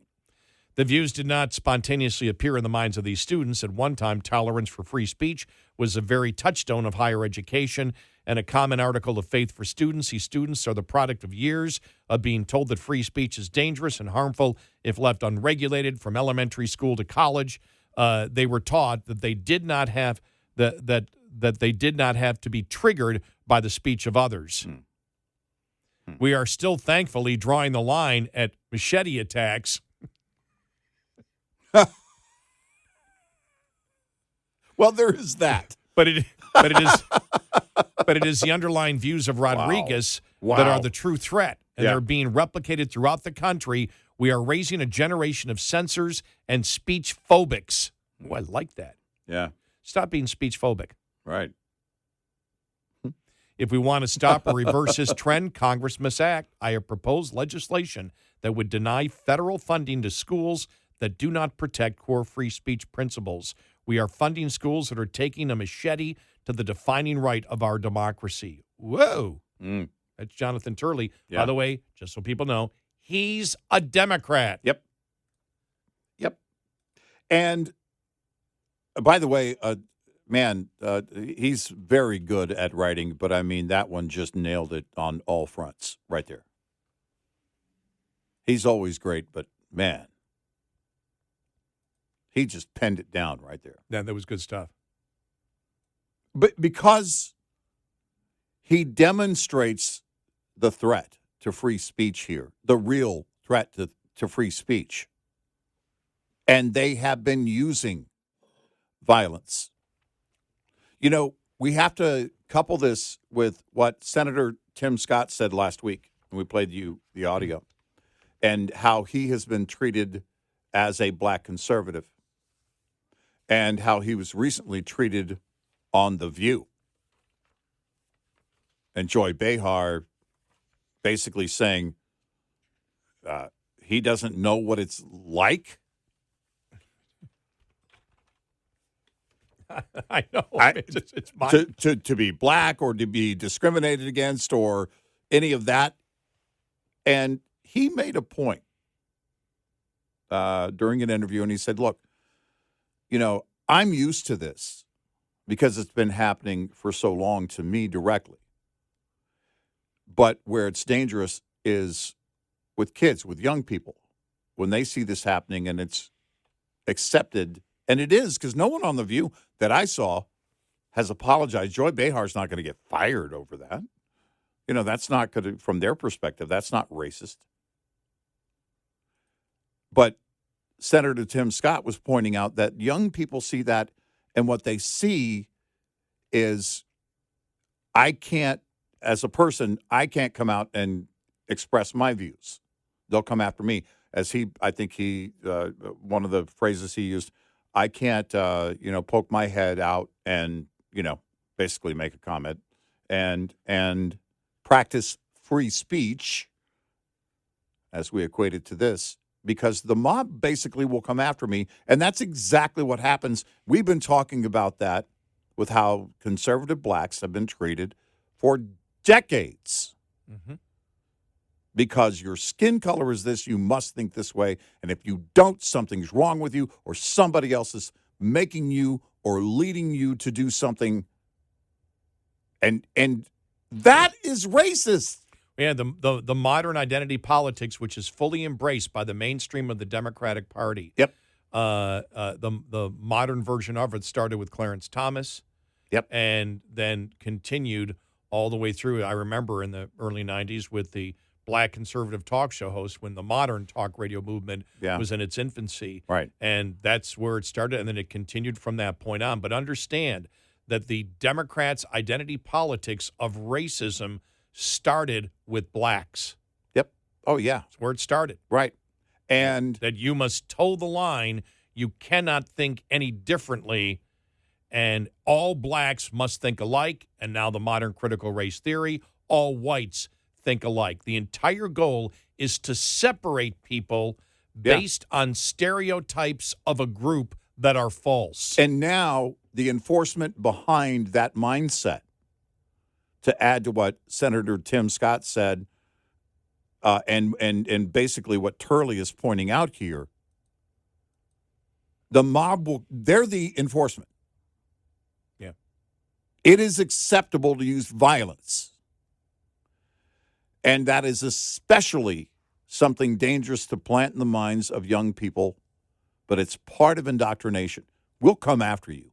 We'll shut you down if you issue any dissent at all on anything. The mob will be ready to shut you out and take you down. That's dangerous, and that's a very good job by Turley in demonstrating that.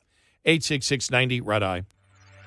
We'll be right back with more Red Eye Radio with Eric Harley and Gary McNamara.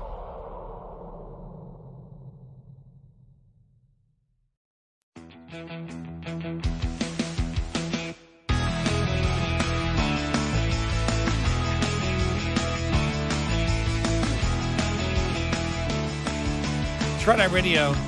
He is Eric Harley, and I'm Gary McNamara. So here we go. This is the Dallas City Council reportedly decided to make job termination one of the punishments for city employees who don't use a person's preferred pronoun. And the Fox News reported on the Workplace Gender Transition Protocols and Facts internal document or toolkit from Dallas. There are a lot of ways a person qualifies as a transgender. The document claims transition may include coming out, changing the name and or sex on illegal documents, or accessing medical treatments such as hormones and or surgery, which means anything can make you a transgender. Yep. And the guidelines, according to Fox, also tell Dallas City employees that they are expected to respectively use the transitioning employee's preferred name and pronouns, regardless of whether or not they believe in, approve of, or accept an individual's right to be transgender or undergo a gender transition.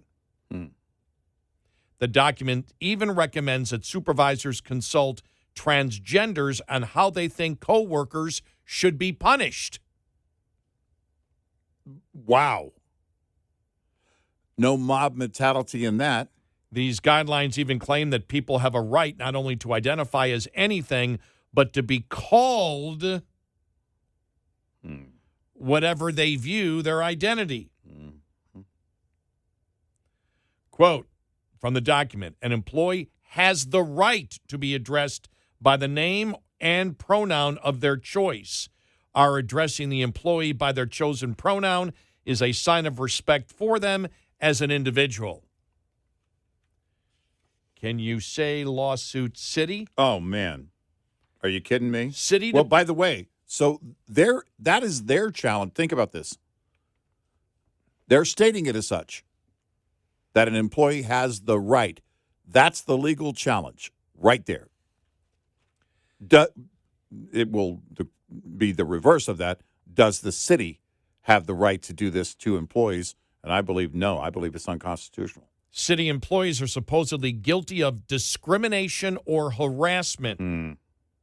Fox reported for refusing to respect an employee's gender identity by intentionally referring to an employee by a name or pronouns that do not correspond to the employee's gender identity.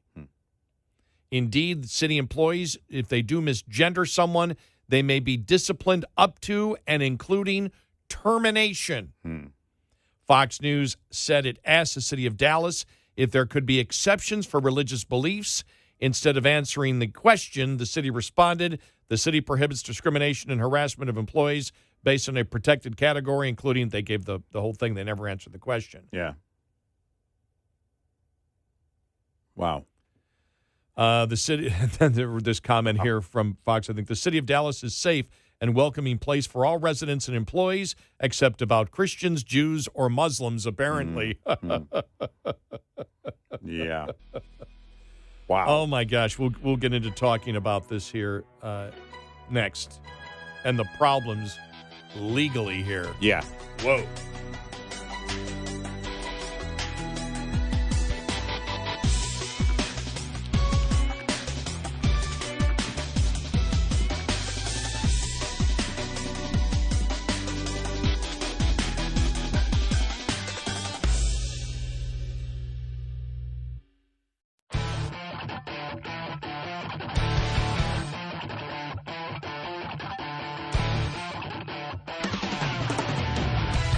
You're listening to Red Eye Radio from the Uniden America Studios.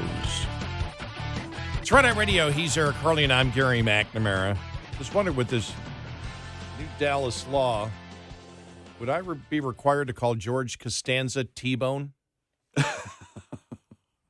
Well, okay, so there are so many challenges. First of all, they're going to if they fire someone over this, I think that's going to make the news.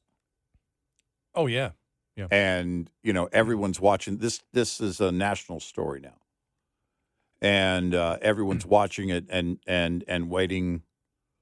To hear I guess an ex-employee, a disgruntled employee, but they will be filing a suit immediately, I'm sure, if that happens.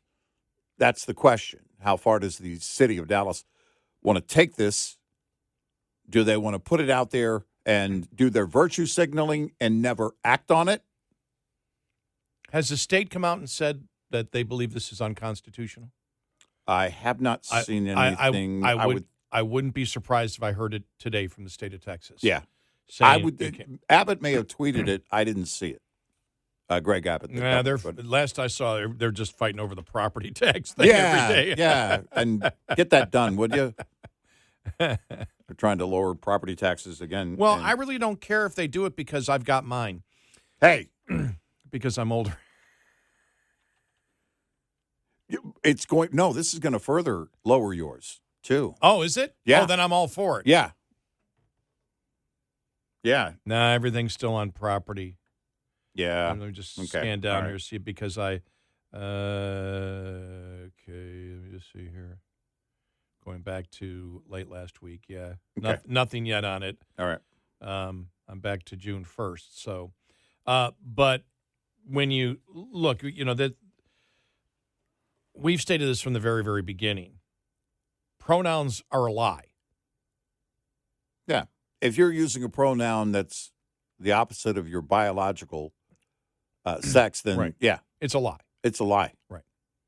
It's a lie. So what they're based on the definition, the what the definition of the words have always been. Right. It's based on biology, science. Based on biology and the definition of words to describe biology. And now that the radical liberal transgender activist movement have now changed their mind and sex is gender, which is what justifies biological men playing against biological women, then they themselves are admitting that pronouns are a lie. Yeah. And so what the city of Dallas is actually telling you is, if you're not willing to lie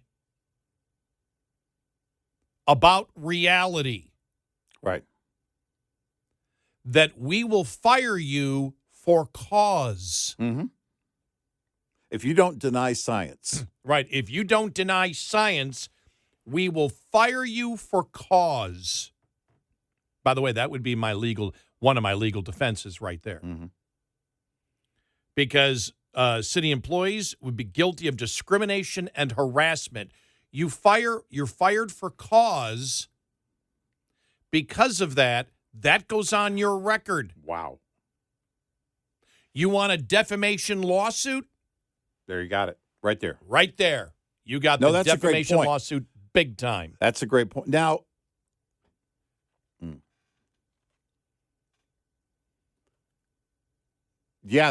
because either way, there are certain things like if someone calls for a reference, a potential employer beyond this employer, the former employer can't say certain things by law, but I think they can answer the question, is the person a do not rehire or are they rehirable? And if they say do not rehire, that always implies fired for cause. And you have tainted not only have you ended their employment and career at that employer, City of Dallas, you've also, oh my gosh, the damage is so bad. As you mentioned, you've damaged them with any other potential employer. And then we get into the whole retirement thing. Cities have pensions. It may not be a huge pension. They have benefits. There's a reason people take the lower pay if the entire benefits package is attractive. And they can point to so much in damage here. Imagine somebody who's been there for a long time and built up, getting very close to, I don't know what, having the pension hit a certain mark where it's going to be payable, and then all of a sudden they're fired for this, not for stealing from the city. No. Not for breaking the law, but for using the wrong pronoun. Oh my gosh, the lawsuits. By not enabling someone else's lie, you are fired for cause. Now, what's the important note of the legal argument I just made right there? I have not even brought in the religious component to it yet. Oh, yeah. Right. Well, it's funny because earlier, or over the weekend, but also earlier while you were talking, it went through my head about the religious cause and or beliefs.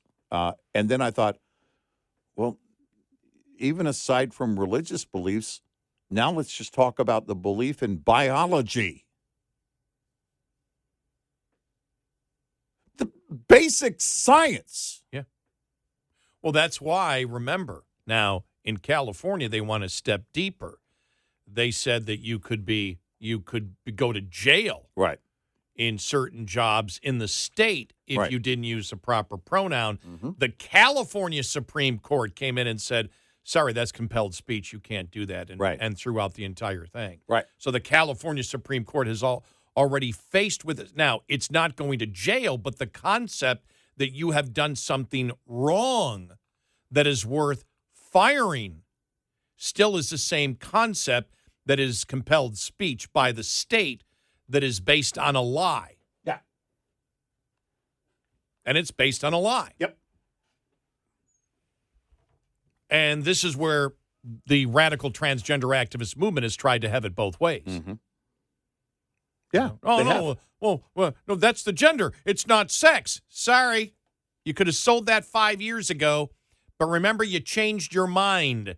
And then, in order to justify biological men playing biological women, you said sex is gender. And if someone believes they are female, they are a biological female. And then it got to the point where you couldn't even justify it. So you couldn't come up with the definition of a woman anymore. Yeah. So now the definition of a woman doesn't exist for anybody in this because anything goes, nothing is defined, nothing is a lie, because nothing means everything and everything means nothing. Right. That's not going to cut it in the court of law.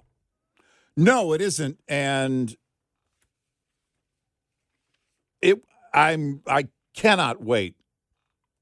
I cannot wait until the arguments start, the legal arguments start on this, because we're breaking it down in very simple form, but it's going to go so far because there's a whole list of things in terms of damages that an employee who's fired over this can claim. And we just made the short list. We're not even lawyers. They'll line it out. The lawyers who deal with employment law, oh my gosh, are they good? And it's to protect employees. It's to protect people from companies doing wrong things. And we believe this is unconstitutional. But it's also harassment. It's also, if you think about this, it's harassment for you not being willing to have your speech compelled to define biology. It is a policy that promises retaliation. Yes, if you tell the truth. Not for breaking the law. Yep. And not for discriminating. No. Because you're simply saying, no, you're a he. Right. You're not a she, you're right. a he. Right. Now, the whole purpose may be Judge Jackson can't define a woman, so they're hoping in federal law they can codify the fact that nothing, that everything means nothing and nothing means everything. I guess. But that's not going to cut it.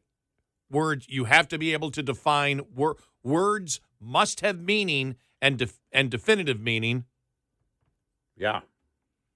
Otherwise, you can't have law. Law doesn't exist. Right. And I really do think that's some of the things that the liberal lawyers want. Just make no definition of words. Right. There is no definition. Right. A word can mean anything. Yep. Racism is now anti-racism. Anti-racism is now racism. Fascism is now anti-fascism. Anti-fascism is now fascism. You just destroy the definition of words, and they believe at that point you can manipulate, the legal system in your country. Yeah, well, that's not going to happen in the United States. I mean, wow. Yeah, it is because well, what they're saying, the city is trying to establish the rights of some employees by trouncing the rights of on constitutional rights of other employees. Of other employees. Wow, that's a great that will be in the legal brief. It must be. Yeah.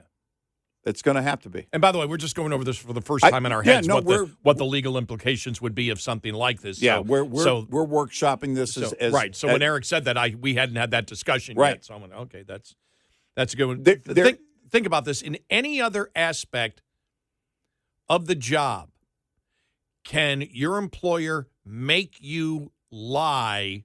And if you don't agree to lie on anything else, if you don't agree to lie, promise in the HR document to retaliate against you. Well, and with input possibly of other employees. Right. Wow, This is retaliation. This is retaliation by policy. Wow. I don't know how they have not reversed this already. This is so bad. Because think about that. You're trying to establish the rights of some employees, what they say are rights.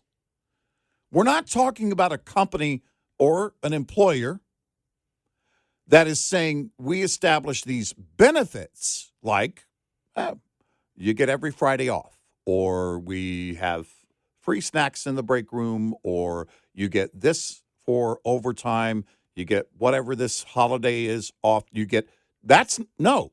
What they're doing is they're saying that this is going to be the policy and that the retaliation and enforcement will also be from possibly other employees, and that it requires other people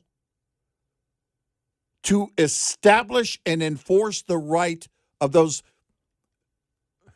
employees. If the labor department came out and said, okay, we established this as a rule, this is a Labor Department rule, that's one thing. This is so bad on so many levels. I won't be shocked if they reverse this. 866-90-RED-EYE. Coming up, more with Gary McNamara and Eric Harley. It's Red Eye Radio.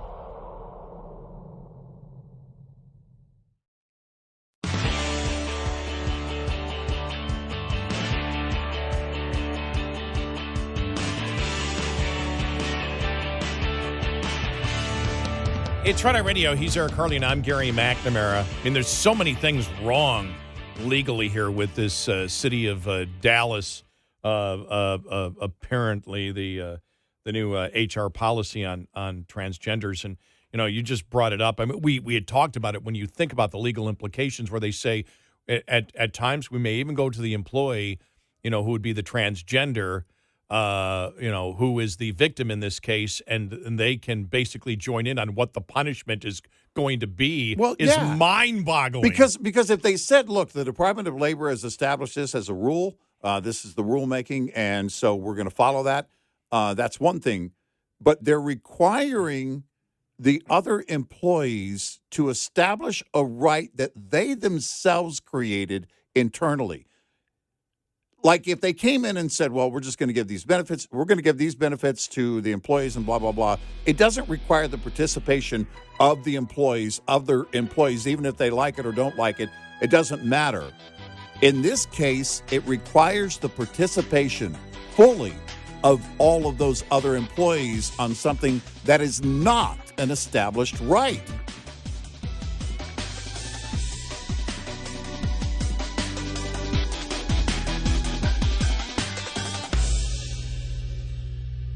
This is Red Eye Radio on Westwood One.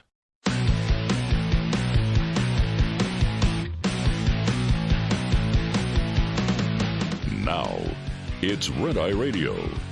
Gary McNamara and Eric Harley talk about everything from politics to social issues and news of the day. Whether you're up late or you're just starting your day, welcome to the show. From the Uniden America Studios, this is Red Eye Radio.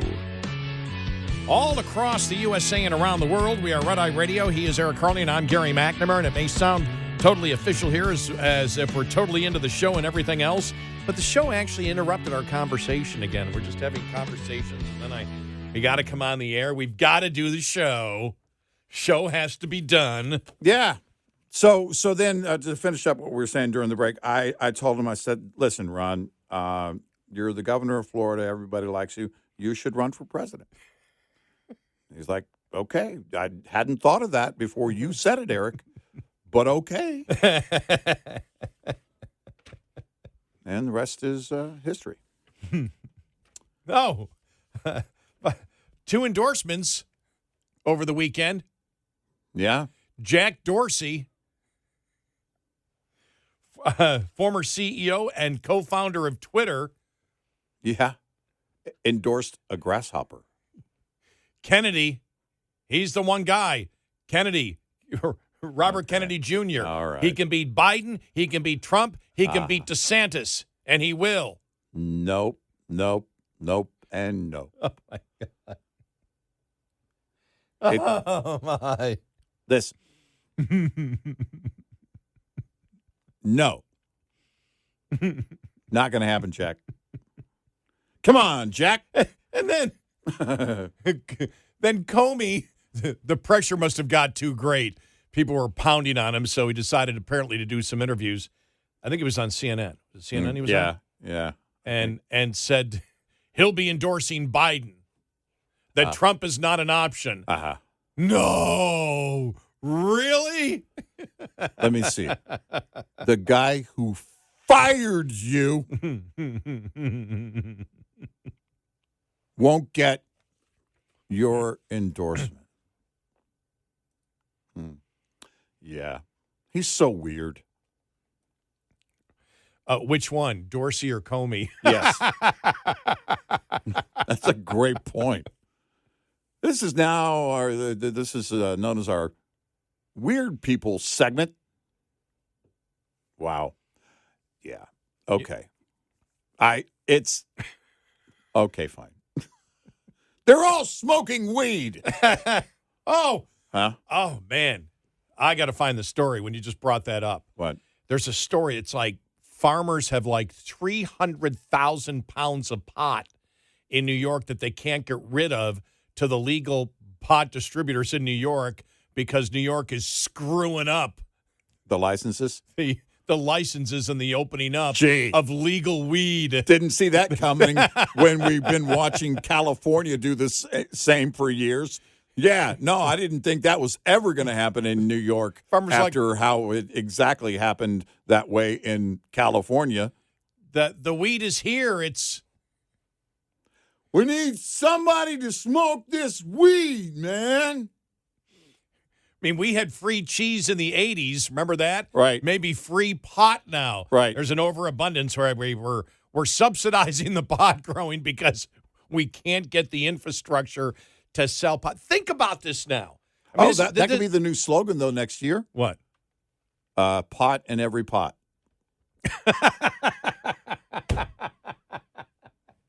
I can't be the first one to think of that line. I can't be the first. If I am the first one to think of that cheesy line, then everybody is smoking weed. Well, this is why we're doomed.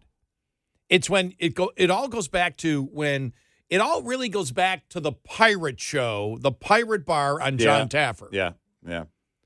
If anybody's ever watched Bar Rescue, Mm-hmm. and this goes back, this is one of his first ones. This goes back, 10, 12 years ago, maybe. Wow, Been on for the longest time. Yeah. And this is a woman that just was going to do a pirate bar no matter what. Mm-hmm. And she was in debt, I don't know, like. It was right under $1 million. Right, it was like 950,000, something like that, yeah. And it's like, no concern. No, we want to be a pirate bar. Arr, welcome to the bar. Yeah, because that never gets annoying. And I would be running from that bar. And it was like in the Silver Spring, Maryland is where it was. Yeah. Yeah. And so in the middle of like business buildings. Yeah. And so Taffer comes in, he goes, "What are you doing? Yeah. Pirate bar?" Yeah. No. Because it's like you're a bar that's everybody's in offices during the day. Yep. And it was like, I forgot what it was, like, I don't know, 50,000 people within a couple of blocks. Right. Yeah. It was like lunch, happy hour, done. Exactly. That's what it's not that hard. Right. And people will be lining up out the door. And so he set up the bar and everything else, and she went right back to the pirate bar and it went out of business. And it was you and I, when we had talked to John Taffer, this goes back a long time ago, 10 years ago, and we said, is money just numbers to people? I mean, because you don't have cash anymore, do people not realize it? Who gets into that kind of debt and seems not to, that you talk about, look, we all have egos to some manner or form, but ego to delusion, that 900,000 doesn't mean anything, and something that you haven't succeeded in doing for a number of years has caused you $900,000 in debt, and there's still that arrogance that, no, it's going to make it, when there's no indication and no sign that it's going to make it, and then somebody comes in and says, I'm your savior, all new equipment, here's what you do, I've been in this, and they reject it and go, you just go, wow. You were being set up really for a gold mine, and you said to hell with it. And the same thing, as we've said before, wow, the government gives out very limited license to sell a liquid drug, and you can't make it. You can't make. No, he repeated that over and over again. That people come in to your establishment wanting to buy considerable amounts sometimes of a liquid drug. You don't have to do anything but be there, and have the right atmosphere. How about taking the parrot off your shoulder? But how you start there? But you and I said this about the whole when the whole thing started about, well, pot's going to be the savior, and the state treasuries, the local treasuries bursting with money, and we can tax it. And you and I all the whole time, no. When they were screaming, legalize it and tax it, we were hitting the brakes, going, whoa, legalize it, but tax it like any other product. Don't give them the right to tax it or the political will to tax it. And I hate to say it, the majority of the callers disagreed with us when we would bring that up. Here's what they can do with the money, the revenue. And we said, no, they're dealing with the cartels. This is what's going to happen. Right. And think about this. California, and now you're seeing New York, they cannot successfully legalize and sell drugs to their citizens. Right. You want to know how doomed we are and how screwed up it is? We're totally screwing up being able to legalize and sell pot to people. The growers have a mountain of pot that they can't move, and it has nothing to do with the cartels. It has everything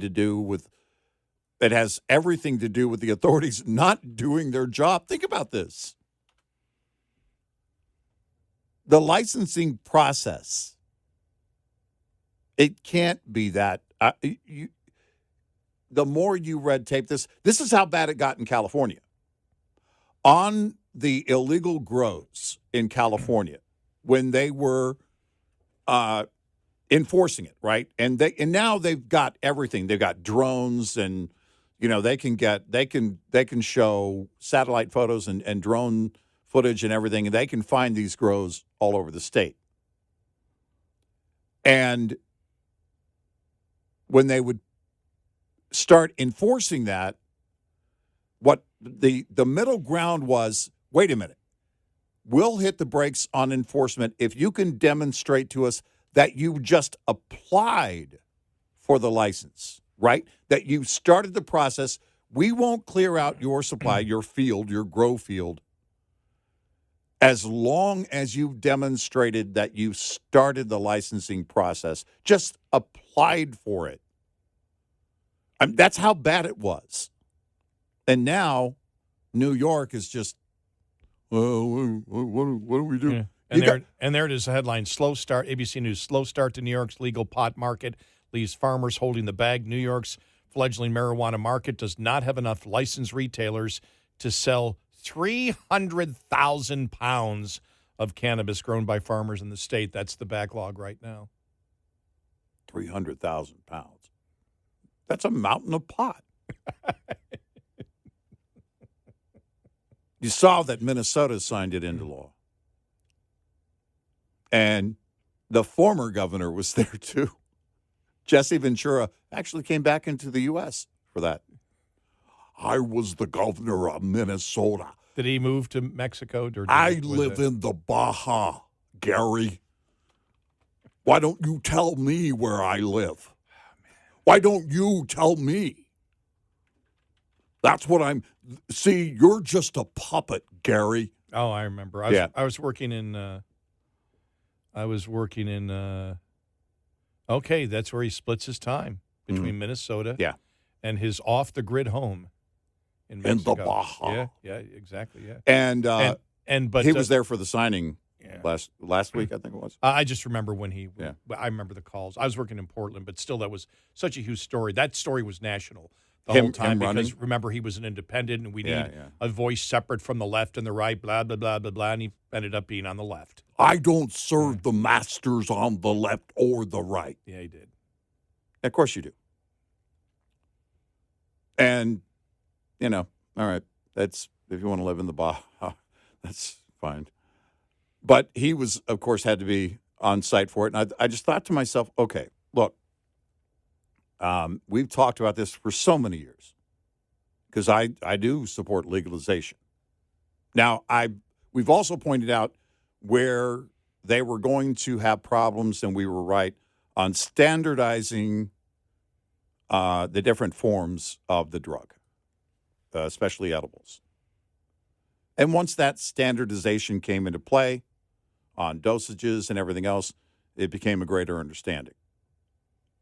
Because commercially, there just wasn't that measurement. I mean, you look at a 12-ounce beer, you can say, okay, this amount of alcohol per volume, right? We get it. But on the edibles, at first, it was very clumsy. And now they've, I think,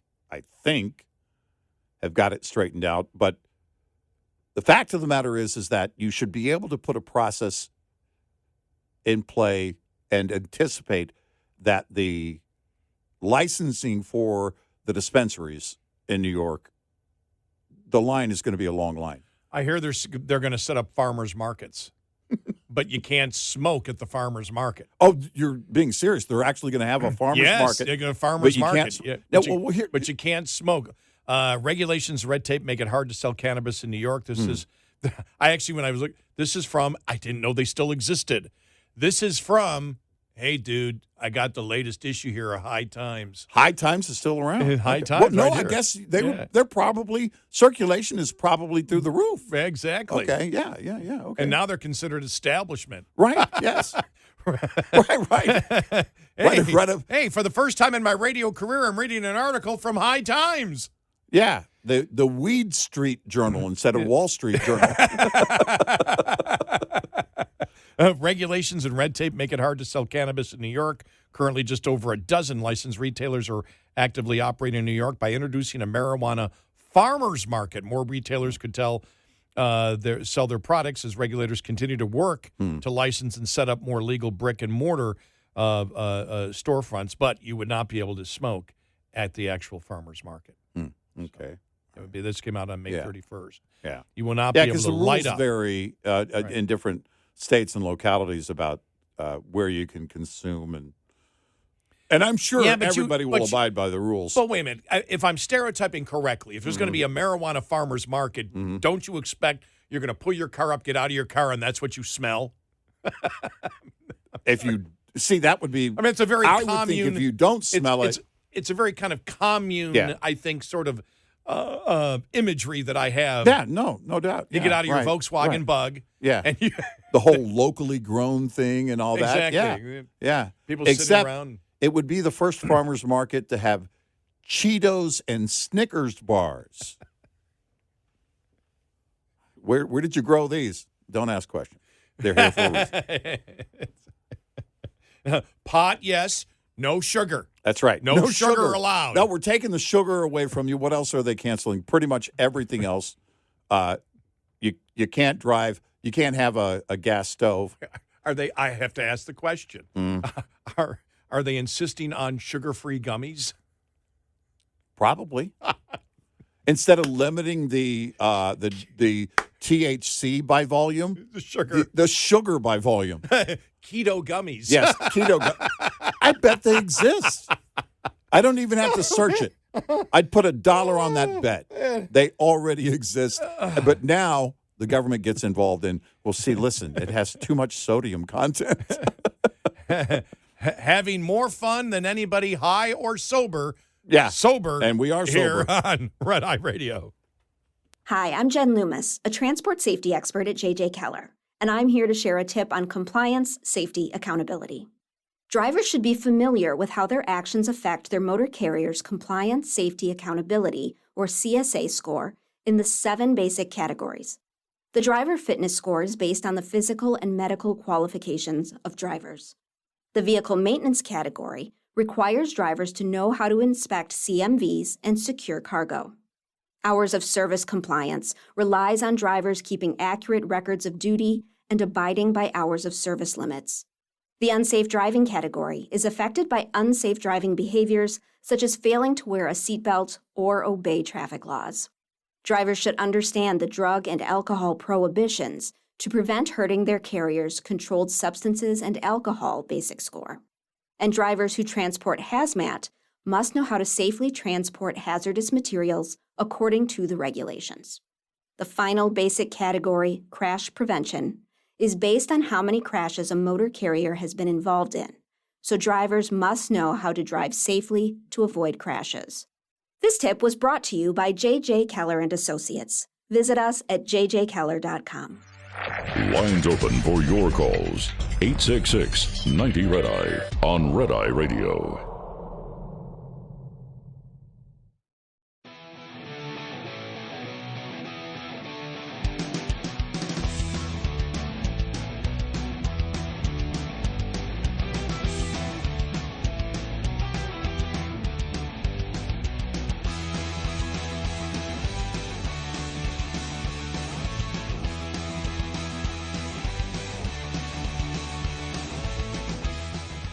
It's Red Eye Radio. He is Eric Carley, and I'm Gary McNamara. Coming up following the bottom of the hour, new polling out. Millennials are starting to shift to the right.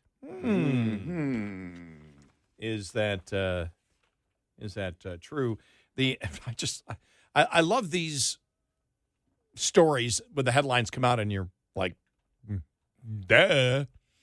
Report. Ad agency that pushed Dylan Mulvaney Bud Light campaign in panic mode.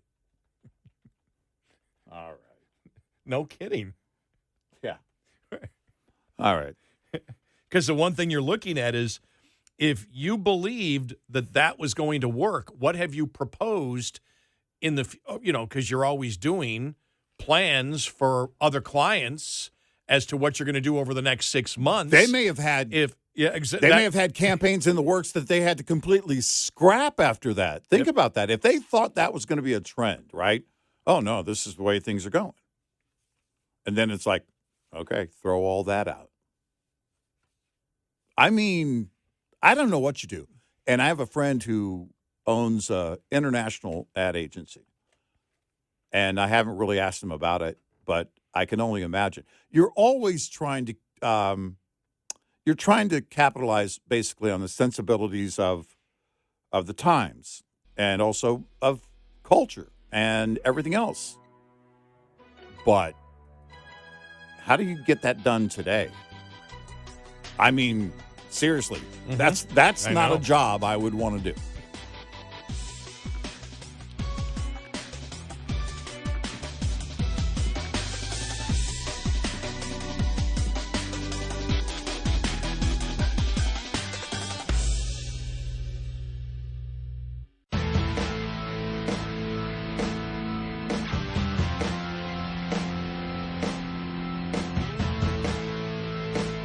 Call and join the conversation. 1-866-90-RED-EYE. Red Eye Radio. And he is Eric Carley, and I'm Gary McNamara, 866-90-RED-EYE. We were talking about legal pot in New York, and I was looking for another story in the New York Post, the one on the ad agency, and I happened to come upon this in their editorial section. Legalizing weed isn't working. The George Soros-funded Drug Policy Alliance has been instrumental in legalizing marijuana in 11 states and Washington, D.C., warned the Washington Examiner's editors, yet the promised benefits have failed to materialize, leaving hundreds of communities with more addiction, death, and chaos. That's a quote from the editorial. Marijuana is linked to schizophrenia. And this is the interesting thing, too. Remember all the things about pot that, that's exaggerated? Mm-hmm. Now they're looking at it and saying, yeah, there are some problems. Right, Marijuana is linked to schizophrenia and brain damage and has become more addictive and more damaging. Probably because of the potency of it, too. I would have to think that in the formulation of edibles and I don't know, vapables, but, the vaping version, I would have to, I don't know, it makes sense that it would change the qualities and the properties of the drug itself, and also in turn the effect on and this the consumer. And this is just a paragraph long. It's so-called benefits have not reduced crime, increased tax revenues, or resulted in fewer people taking opioids and fentanyl. Regulations and heavy taxes have spawned a vast illicit market that easily undercuts the legal market. Citizens must fight the lies when the Drug Policy Alliance starts trying to legalize marijuana in their state. That's interesting in that I know our state was looking at it. I have to go back and see. I think they did. I don't know if it passed in both chambers, but they were looking at it, and it would be an expansion of essentially medical marijuana in Texas, but it would be for people that had chronic pain to the extent that it required, according to the doctor, opioids, and this would be allowing doctors to prescribe it instead of opioids. And, I got to be honest with you, I don't remember where that ended, if they got that done. But if it's not changing the addiction part of opioids, and we know what's going on with fentanyl and everything else, my question is this: has it taken a back seat? I mean, does it still have the same appeal? It's interesting if you look at like drinking. It seems and it's not just the show Mad Men, but anything that they put on TV these days that has some level of alcohol consumption, if it's geared towards adults. Well, and so it's socially acceptable, and then the legalization of weed made that more socially acceptable. But I just wonder what the interest is. It does seem like, and I know we're kind of joking, but it does seem like far too many people are consuming it based on their behavior these days. Well, here's what I believe I've observed, and I believe it's quite accurate. I won't say because it's my observations. I would say that the public wants a legalization. I would say we're at the point of consensus, and they want it. Let's be honest. Yeah. Why do you want something? Because you want to do it. Right. It's like alcohol. Right. Why do people want alcohol? Because they want to do it. Mm-hmm. But I think politically, you don't hear anymore. What you don't hear anymore is what you heard, what we were stating before. Oh, this is going to be great. Less people will do harder drugs, just like they were saying there in the editorial. Right. That we're going to find out. We're going to put the cartels out of business. We're going to be able to fund all these things. There's going to be money flowing into state coffers like you've never seen before. Mm-hmm. And there's going to be, less problems on the street. There's going to be less drug use on the street, of harder drugs. And as they pointed out, none of those things have come true. Now, there have been more money going into state coffers, obviously, because part of it is there, but because more people are doing it now, what has happened over the long term, and you've seen it in California and even in Colorado, the taxes are so high that the cartel is slowly moving its way back in. And since more people are doing it, the cartel is more profitable than ever. Yeah. Because more people are actually doing, smoking pot now. And so politically, I don't think there is this optimism about this great silver bullet of legalizing marijuana. Mm-hmm. And then I think the other thing that comes to be is what Portland has done. And, other cities, I think, I forgot who was it in Canada did the same thing, where they legalized small amounts of all drugs. Yeah. And now you're seeing it, and I think people are looking at it and saying, okay, marijuana is the first step to what Portland did, and we can't do that. And then you see the problems. don't think that politicians aren't looking at California and Colorado and saying, we can't tax this stuff. Remember, what people forget is the federal government.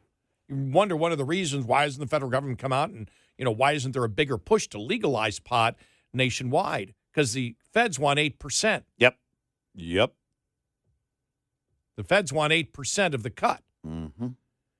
And even the states are going, we can't. And now, but even the federal government understands now that the 8% probably isn't going to happen if they decide to legalize it, because you've still got the cartels, which is amazing because the left, which really first pushed the legalization of drugs, is behind Biden and the open border, which is helping drugs like opioids and fentanyl get into this country much easier. And I'm assuming then pot and whatever other drugs people are doing these days, and I don't know.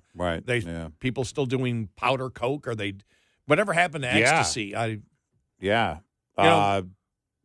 The comedian John Mulaney just did his latest stand-up special on his cocaine addiction.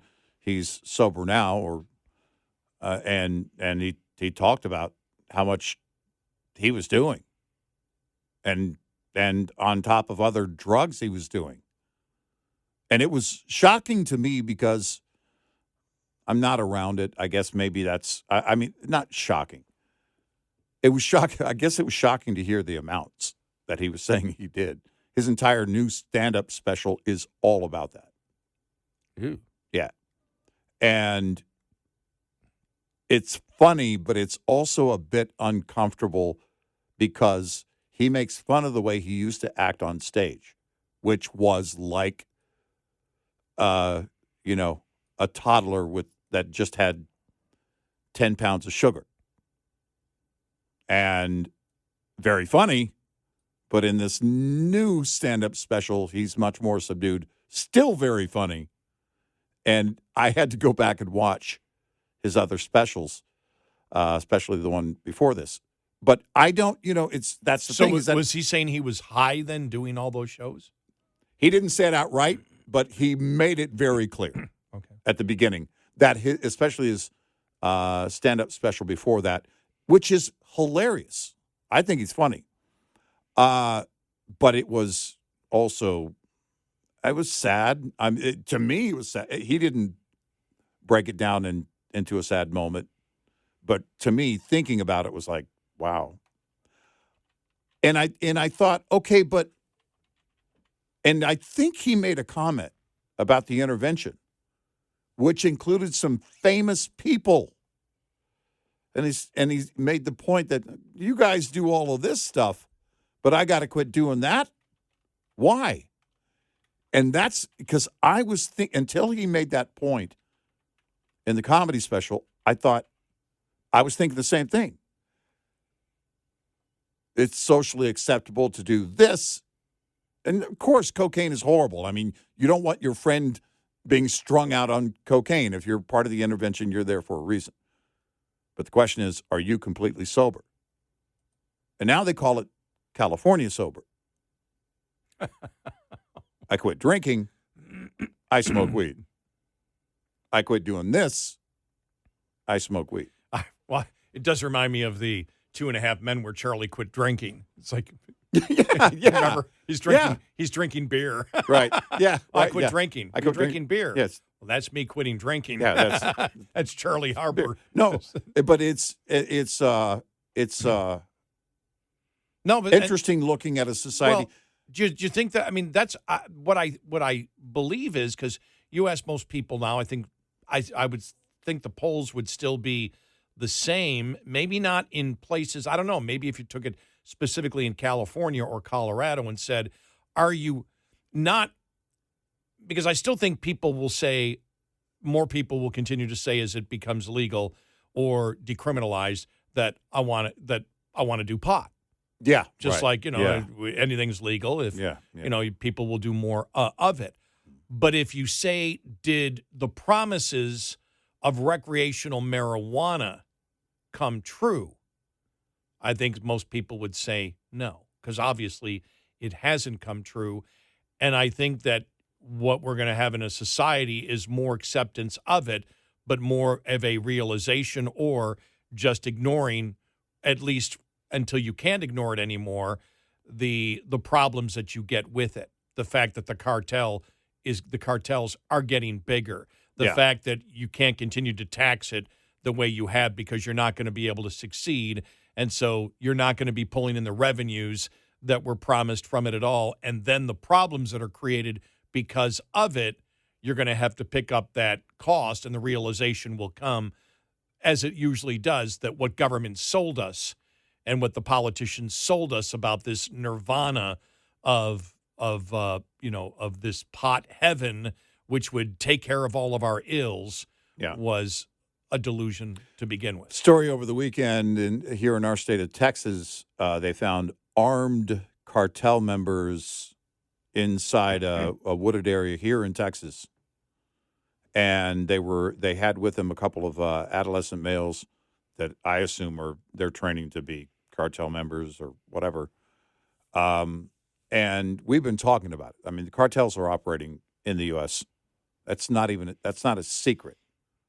But when you see those stories and you see the pictures and everything else, it brings it home again to demonstrate, number one, our broken border. Number two, the fact that the cartels control that border and they come and go at will. Yeah, that group of them, I think there was a total of 7, including the adolescent males that were apprehended in Texas. Well, they'll be replaced by 700, or probably were the next day. I think what has given the politicians and maybe give the nation a pause of how we want to accelerate the legalization of drugs have been the number of fentanyl deaths. That almost everyone now knows somebody who has died of fentanyl. Yep. And that changes everything when it becomes personalized, and there seems to be no end to the deaths in fentanyl. Now, is fentanyl marijuana? No. But people look at it and say, okay, how far do we go? How far do we go down this path? Well, because it kicked open a door to the point where you have what you have now in Portland, and, which, by the way, they were working on that long before legalization hit states. But still, it's been kicked open, wide open. Well, if that's socially acceptable, then nobody has a problem with me doing this or doing that. And, hey, now look at the benefits of mushrooms and all of this.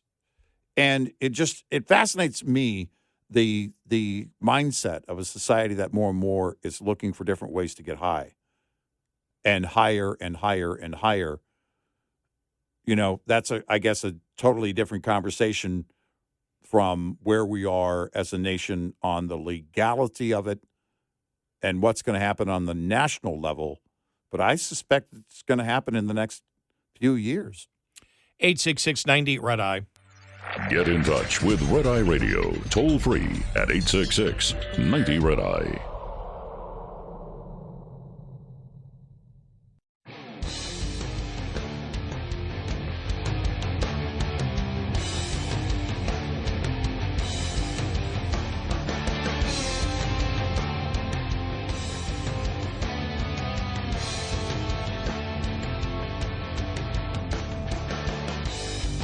It's Red Eye Radio.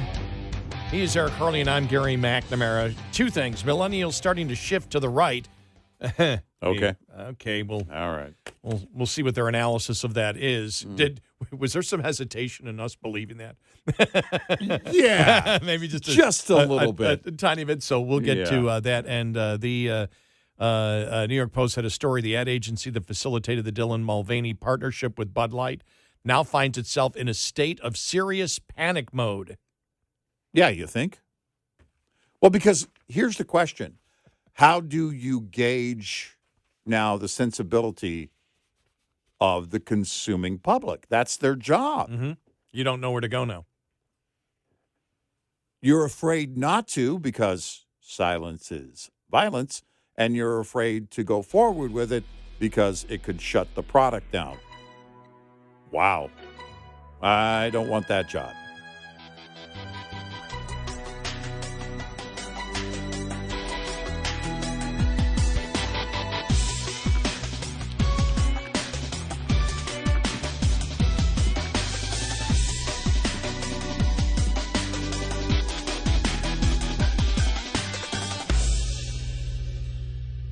This is Red Eye Radio on Westwood One.